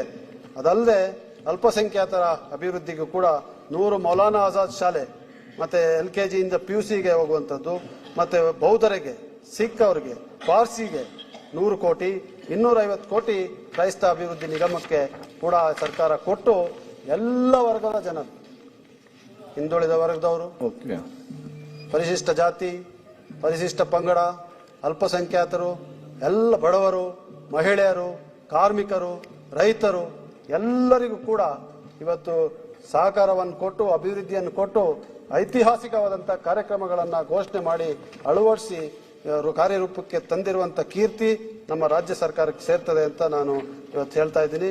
ಮತ್ತೆ ಮುಂದುವರಿತ ರಸ್ತೆಗಳು, ನಾನು ಈಗಾಗಲೇ ಹೇಳಿದೆ, ರಸ್ತೆ ಅಂದರೆ ರೆಸೆಟ್ ಬಿಲ್ಡಿಂಗ್ ಅನ್ನು ಮಾಡಿದ್ದೀವಿ ಅಂತ. ರಸ್ತೆಗಳು 14,014 ಕಿಲೋಮೀಟರ್ ರಸ್ತೆಗಳು, 389 ಬ್ರಿಡ್ಜ್ಗಳು, 605 ಬಿಲ್ಡಿಂಗ್ ಅನ್ನ 23,784 ಕೋಟಿ ರೂಪಾಯಿ ವೆಚ್ಚದಲ್ಲಿ PWD ಇಲಾಖೆಯಿಂದ ನಾವು ಮಾಡಿದ್ದೀವಿ ಮಾನ್ಯ ಅಧ್ಯಕ್ಷರೇ. ಇದಲ್ಲದೆ 10,736 ಕಿಲೋಮೀಟರು, 237 ಬ್ರಿಡ್ಜು ಮತ್ತೆ 457 ಬಿಲ್ಡಿಂಗ್ಗಳನ್ನ ಪೂರೈಸಿದ್ದೇವೆ. ಇದು 20,193 ಕೋಟಿ ರೂಪಾಯಿ. ಇದು ನಾನು ಈಗಾಗಲೇ ಹೇಳಿದಂತ ಮುಖ್ಯಮಂತ್ರಿ ಅಭಿವೃದ್ಧಿಗೆ ಕೊಟ್ಟಂತ CM ಡೆವಲಪ್ಮೆಂಟ್ ಪ್ರಾಜೆಕ್ಟ್ ಏನಿದೆ ಅದಲ್ಲದೆ ಈ ಕಾರ್ಯಕ್ರಮಗಳನ್ನ ನಾವು ಮಾಡಿದ್ದೀವಿ. ರೈತ ಪಥದ ಅಡಿಯಲ್ಲಿ 14,251 ಕಿಲೋಮೀಟರು ಈಗಾಗಲೇ ಅದು ಅಪ್ರೂವಲ್ ಹಂತದಲ್ಲಿದೆ. ಮತ್ತೆ ಪ್ರಗತಿ ಪಥದಲ್ಲಿ 7,110 ಕಿಲೋಮೀಟರ್ 5,190 ಕೋಟಿ ವೆಚ್ಚದಲ್ಲಿ ಪ್ರಾರಂಭವಾಗಲಿಕ್ಕೆ ಇನ್ನೇನು ಕೆಲವೇ ದಿನಗಳಲ್ಲಿ ಪ್ರಾರಂಭ ಆಗ್ತದೆ. ಈ ಸ್ವತ್ತು ಮೂಲಕ 53 ಲಕ್ಷ ಆಸ್ತಿಗಳನ್ನ ಮಾನ್ಯ ಮುಖ್ಯಮಂತ್ರಿಗಳೇ ಈ ಸ್ವತ್ತು 2 ಅನ್ನ 1/12/2025ಕ್ಕೆ ಪ್ರಾರಂಭವನ್ನು ಮಾಡಿದ್ದಾರೆ, ಲಾಂಚ್ ಮಾಡಿದ್ದಾರೆ. ಮತ್ತೆ ಕಾನೂನು ಸುವ್ಯವಸ್ಥೆ, ಇವತ್ತು ಕಾನೂನು ಸುವ್ಯವಸ್ಥೆಯನ್ನ ತಾವು ಗಮನಿಸಿದ್ರೆ ಕಳೆದ 2.5 ವರ್ಷದಿಂದ ಯಾವುದೇ ತರದಾದಂಥ ಅನಹಿತವಾದಂಥ ಘಟನೆಗಳು, ಕಮ್ಯುನಲ್ ಡಿಸ್ಟರ್ಬೆನ್ಸಸ್, ಕ್ಲಾಶಸ್ ಇದ್ಯಾವುದು ಕೂಡ ಆಗದಂತೆ ರೀತಿಯಲ್ಲಿ ನಮ್ಮ ಸರ್ಕಾರ ಕಾನೂನು ಸುವ್ಯವಸ್ಥೆಯನ್ನ ಕಾಪಾಡುವಂತ ಕೆಲಸ ಮಾಡಿದೆ. ಡ್ರಗ್ಸ್ ಬಹಳ ದೊಡ್ಡ ಸಮಸ್ಯೆ ಇವತ್ತು ನಾವು ಎದುರಿಸ್ತಾ ಇರುವಂಥದ್ದು ನಮ್ಮ ಸಮಾಜದಲ್ಲಿ. ಅದು ಯುವಕರನ್ನ ಕಾಡ್ತಾ ಇರುವಂಥದ್ದು. ಅದರ ಡ್ರಗ್ಸ್ ಅನ್ನ ಹಿಡಿಯುವಂಥದ್ದು, ಅದನ್ನ ವ್ಯಾಪಾರದಲ್ಲಿರುವಂತ ಬಂಧಿಸಿ ಅವ್ರ ಮೇಲೆ ಕ್ರಮ ಜರುಗಿಸುವಂತ ಕೆಲಸವನ್ನು ವ್ಯಾಪಕವಾಗಿ ನಮ್ಮ ಸರ್ಕಾರ ಮಾಡಿದೆ. ಮತ್ತೆ ಈಗ ಹೊಸದಾಗಿ ಬಂದಿರುವಂತದ್ದು ಸೈಬರ್ ಕ್ರೈಮ್. ಎಲ್ಲರೂ ಕೂಡ ನಾವು ನೋಡ್ತಾ ಇದ್ದೀವಿ ಡಿಜಿಟಲ್ ವರ್ಲ್ಡ್ ಅಲ್ಲಿ. ಇದನ್ನ ಕೂಡ ಹದಗೆಟ್ಟಲಿಕ್ಕೆ ಹೊಸ ಒಂದು ಇದನ್ನೇ DG ಸೈಬರ್ ಕ್ರೈಮ್ ಅಂತ ಮಾಡಿ ಅವರ ಕೆಳಗೆ ಒಂದು ಪೂರ್ಣವಾದಂಥ ವ್ಯವಸ್ಥೆಯನ್ನ ಕೂಡ ಮಾನ್ಯ ಗೃಹ ಸಚಿವರು ಮಾಡಿ ಈ ನೂತನವಾದಂಥ ಅಪರಾಧಗಳನ್ನ ಕಂಡುಹಿಡಿದು ಪತ್ತೆ ಹಿಡಿದು ಅವರಿಗೆ ಶಿಕ್ಷೆ ಕೊಡಿಸುವಂಥದ್ದಕ್ಕೆ ದೊಡ್ಡ ಕ್ರಮವನ್ನ ಜರುಗಿಸಿದ್ದಾರೆ. ಬೆಂಗಳೂರು ನಗರ ಇವತ್ತು ಇಡೀ ದೇಶದಲ್ಲೇ ಅತಿ ಹೆಚ್ಚು ಸೇಫೆಸ್ಟ್ ಸಿಟಿ ಅಂತ ಘೋಷಣೆ ಆಗಿದೆ. ಆ ರೀತಿಯಾದಂಥ ಕಾನೂನು ಸುವ್ಯವಸ್ಥೆಯನ್ನು ಮಾಡಿದ್ದೇವೆ. ಹೊಸ ಟೂರಿಸಂಗೋಸ್ಕರ ಹೊಸ ಯೋಜನೆಗಳನ್ನು ರೂಪಿಸಿದ್ದೇವೆ. ಮತ್ತೆ ಆರೋಗ್ಯ ಇಲಾಖೆ ಬಹಳ ಮುಖ್ಯ, ಇದನ್ನ ಹೇಳಿ ನಾನು ಮುಗಿಸ್ತೀನಿ. ಆರೋಗ್ಯ ಇಲಾಖೆಯಲ್ಲಿ ಬೆಳಗಾವಿಯಲ್ಲಿ ಕೊಟ್ಟಂತ ಸೂಪರ್ ಸ್ಪೆಷಾಲಿಟಿ ಹಾಸ್ಪಿಟಲ್ ಇರ್ಬೋದು, ಜಯದೇವ ಕಲಬುರಗಿಗೆ 315 ಬೆಡ್ಗಳು ಪ್ರಾರಂಭಿಸಿರುವಂತದ್ದು ಇರ್ಬೋದು, 75 ಬೆಡ್ ಹೃದಯ ಅಪಘಾತಗಳಂದ್ರೆ ಕಾರ್ಡಿಯಾಕ್ ಯೂನಿಟ್ ಬೀದರಲ್ಲಿ ಪ್ರಾರಂಭ ಆಗಿರುವಂತದ್ದು ಇರ್ಬೋದು, ಪೆರಿಫೆರಲ್ ಕ್ಯಾನ್ಸರ್ ಸೆಂಟರ್ಸ್ ಮೈಸೂರು ಮತ್ತೆ ತುಮಕೂರಲ್ಲಿ ಪ್ರಾರಂಭ ಆಗ್ತಾ ಇರುವಂತದ್ದು ಇರ್ಬೋದು, ಮತ್ತು ಬೀದರ್ ಹಾಗೂ ರಾಯಚೂರಿನಲ್ಲಿ ಪ್ರಾರಂಭ ಆಗ್ತಿರುವಂತಹ ಹೊಸ ಕೇಂದ್ರಗಳಿರ್ಬೋದು, ನಿಮ್ಯಾನ್ಸ್ ಮಾದರಿಯಲ್ಲಿ ಮೈಸೂರು ಮತ್ತು ಕಲಬುರಗಿಯಲ್ಲಿ ಪ್ರಾರಂಭವಾಗ್ತಾ ಇರುವಂತದ್ದಕ್ಕೆ 100 ಕೋಟಿ ಪ್ರತಿ ಆಸ್ಪತ್ರೆಗೆ, ಮತ್ತು ಸೂಪರ್ ಸ್ಪೆಷಾಲಿಟಿ ಹಾಸ್ಪಿಟಲ್ ಕೊಪ್ಪಳದಲ್ಲಿ 100 ಕೋಟಿಯಲ್ಲಿ ಪ್ರಾರಂಭ ಆಗ್ತಾ ಇರುವಂತದ್ದು ಇರ್ಬೋದು. 126 ಕೋಟಿಯನ್ನ ಜಯದೇವ ಇನ್ಸ್ಟಿಟ್ಯೂಟ್ಗೆ ಮೀಸಲಿಟ್ಟಿರುವಂತದ್ದು ಇರ್ಬೋದು. ಹಾಗೆ ಕ್ರೀಡೆ, ವಸತಿ ಎಲ್ಲ ಕ್ಷೇತ್ರದಲ್ಲೂ ಕೂಡ ಉನ್ನತ ಪ್ರಗತಿಯನ್ನ ಮತ್ತು ಅಭಿವೃದ್ಧಿಯನ್ನ ಸಾಧನೆಯನ್ನ ನಮ್ಮ ರಾಜ್ಯ ಸರ್ಕಾರ ಮಾಡಿದೆ. ಮುಂದಕ್ಕೂ ಕೂಡ ಈ ಕೆಲಸವನ್ನ ಮಾಡ್ತಾರೆ ಅಂತ ಹೇಳುವಂತ ಪೂರ್ಣ ವಿಶ್ವಾಸ ನನಗಿದೆ ಮಾನ್ಯ ಅಧ್ಯಕ್ಷರೇ. ಕೊನೆಯದಾಗಿ ಇಷ್ಟನ್ನೇ ಹೇಳಲಿಕ್ಕೆ ಬಯಸ್ತೇನೆ, ನಾವು ಯಾವುದೇ ಒಂದು ಸಾಮಾಜಿಕ ಭದ್ರತೆಯ ಕಾರ್ಯಕ್ರಮಗಳನ್ನು ಕೊಟ್ಟಾಗ ಅದನ್ನ ಟೀಕೆ ಮಾಡುವಾಗ ಅದರಿಂದ ಪರಿಣಾಮ ಯಾರ ಮೇಲೆ ಬೀಳ್ತದೆ ಅಂತ ಹೇಳೋದ್ರ ಬಗ್ಗೆ ಕೂಡ ನಾವು ಯೋಚನೆ ಮಾಡಬೇಕಾಗುತ್ತೆ. ಇವತ್ತು ಎಲ್ಲ ರೀತಿಯಾದಂತಹ ಕಾರ್ಯಕ್ರಮಗಳನ್ನು ಸಮಾಜದ ಕಟ್ಟೆಕಡೆಯ ವ್ಯಕ್ತಿಯನ್ನ ಮುಖ್ಯವಾಹಿನಿಗೆ ತರುವಂತ ದೂರದೃಷ್ಟಿಯನ್ನಿಟ್ಟು ನಮ್ಮ ಸರ್ಕಾರ ಕೊಟ್ಟಿರುವಂತ ಪ್ರತಿಯೊಂದು ಕಾರ್ಯಕ್ರಮ ಅದು ಎಷ್ಟೇ ಹೊರೆ ಆದರೂ ಕೂಡ ಅದು ಶಿಸ್ತನ್ನೇ ಕಾಪಾಡಿ ಇವತ್ತು ಕೊಡುವಂತ ಕೆಲಸವನ್ನು ಮಾಡಿ. ಈಗಾಗಲೇ ನಾನು ಓದಂಥದ್ದು ಕೆಲವೊಂದು ಬಿಟ್ಬಿಟ್ಟಿದ್ದೀನಿ ನಾನು, ಅದು ಕೂಡ ಈಗಾಗಲೇ ನಾನು ಓದ್ಕೊಂಡ್ ಬಂದಿರುವಂತ ಪ್ರತಿಯೊಂದು ಅಭಿವೃದ್ಧಿಯ ಕೆಲಸವನ್ನು ಎಲ್ಲ ಕ್ಷೇತ್ರದಲ್ಲಿ ಮಾಡಿ ಬಹಳ ಯಶಸ್ಸಾಗಿ ಸರ್ಕಾರವನ್ನ ನಡೆಸುವಂತ ಕೆಲಸ ಮಾಡಿದ್ದಾರೆ. ಅದಲ್ಲದೆ ಈ ರಾಜ್ಯದ ಜನತೆಗೆ ನೆಮ್ಮದಿಯ ಬದುಕನ್ನ ಕಲ್ಪಿಸುವಂತ ಕೆಲಸವನ್ನು ಕೂಡ ನಮ್ಮ ರಾಜ್ಯ ಸರ್ಕಾರ ಮಾಡಿದೆ ಅಂತ ಹೇಳಲಿಕ್ಕೆ ಬಯಸ್ತಾ ಇದ್ದೀನಿ. ಮಾನ್ಯ ಅಧ್ಯಕ್ಷರೇ, ನಾನು ಕೊನೆಯದಾಗಿ ಬರೀ ಒಂದು ಸಣ್ಣ ಸಲಹೆಯನ್ನು ಕೊಡ್ಲಿಕ್ಕೆ ಬಯಸ್ತೇನೆ. ನಾವಿವತ್ತು ನೂರಾರು ಲಕ್ಷಾಂತರ ಪೇಪರ್ ಅನ್ನ ಪ್ರಿಂಟ್ ಮಾಡ್ತಾ ಇದ್ವಿ. ನಮ್ಮ ಕಾರ್ಯಕಲಾಪಗಳನ್ನ ಓದ್ಲಿಕ್ಕೋಸ್ಕರ ಇರ್ಬೋದು, ಪುಸ್ತಕಗಳ ಯಾರು ಕೂಡ ಅದನ್ನ ಪೂರ್ಣವಾಗಿ ಬಳಸೋದಿಲ್ಲ. ಒಂದು ದಿವಸಕ್ಕೆ ಎತ್ತಿ ಅಲ್ಲಿ ಆ ಕಡೆ ಬಿಸಾಕ್ತಾರೆ. ಡೈಲಿ ತಾವು ನೋಡಿದ್ರೆ ಬಹಳ ದೊಡ್ಡ ಮಟ್ಟದಲ್ಲಿ ಪೇಪರು ವೇಸ್ಟ್ ಆಗ್ತಾ ಇದೆ. ಇವತ್ತೆಲ್ಲ ತಮಿಳುನಾಡಿನಲ್ಲಿ ಇರ್ಬೋದು, ಕೇಂದ್ರದಲ್ಲಿ ಸಂಸತ್ನಲ್ಲಿ ಇರ್ಬೋದು, ಎಲ್ಲರೂ ಕೂಡ ಡಿಜಿಟಲೈಸೇಷನ್ ಆಗಿ ಐಪ್ಯಾಡ್ ಅನ್ನು ಕೊಟ್ಟಿದ್ದಾರೆ. ಪೂರ್ಣವಾದಂಥ ಕಲಾಪಗಳು, ಕ್ವೆಶ್ಚನ್ ಅವರು ಎಲ್ಲವನ್ನು ಕೂಡ ಆನ್ಸರ್ಸ್ ಕೂಡ ಅದರಲ್ಲೇ ಕೊಡ್ಬೋದು. ಮಂತ್ರಿಗಳು ಕೂಡ ಅದರಿಂದ ನೇರವಾಗಿ ಶಾಸಕರಿಗೆ ಕಳಿಸುವಂತ ಕೆಲಸವನ್ನು ಮಾಡ್ಬೋದು. ಅದನ್ನು ಅಳವಡಿಸುವಂತ ಕ್ರಮವನ್ನ ತಾವು ಜರುಗಿಸಬೇಕು ಅಂತ ಹೇಳಿ ತಮ್ಮಲ್ಲಿ ವಿನಂತಿಸಿಕೊಂಡು, ಸರ್ಕಾರಕ್ಕೆ ಮತ್ತೊಮ್ಮೆ ಈ ಅವರ ಕಾರ್ಯವೈಖರಿಕ್ಕೆ ಶ್ಲಾಘನೆಯನ್ನ ನೀಡಿ ಮಾತಾಡಲಿಕ್ಕೆ ಅವಕಾಶ ಮಾಡಿಕೊಟ್ಟ ತಮಗೆ ವಂದಿಸಿ ನನ್ನ ಮಾತು ಮುಗಿಸ್ತೀನಿ.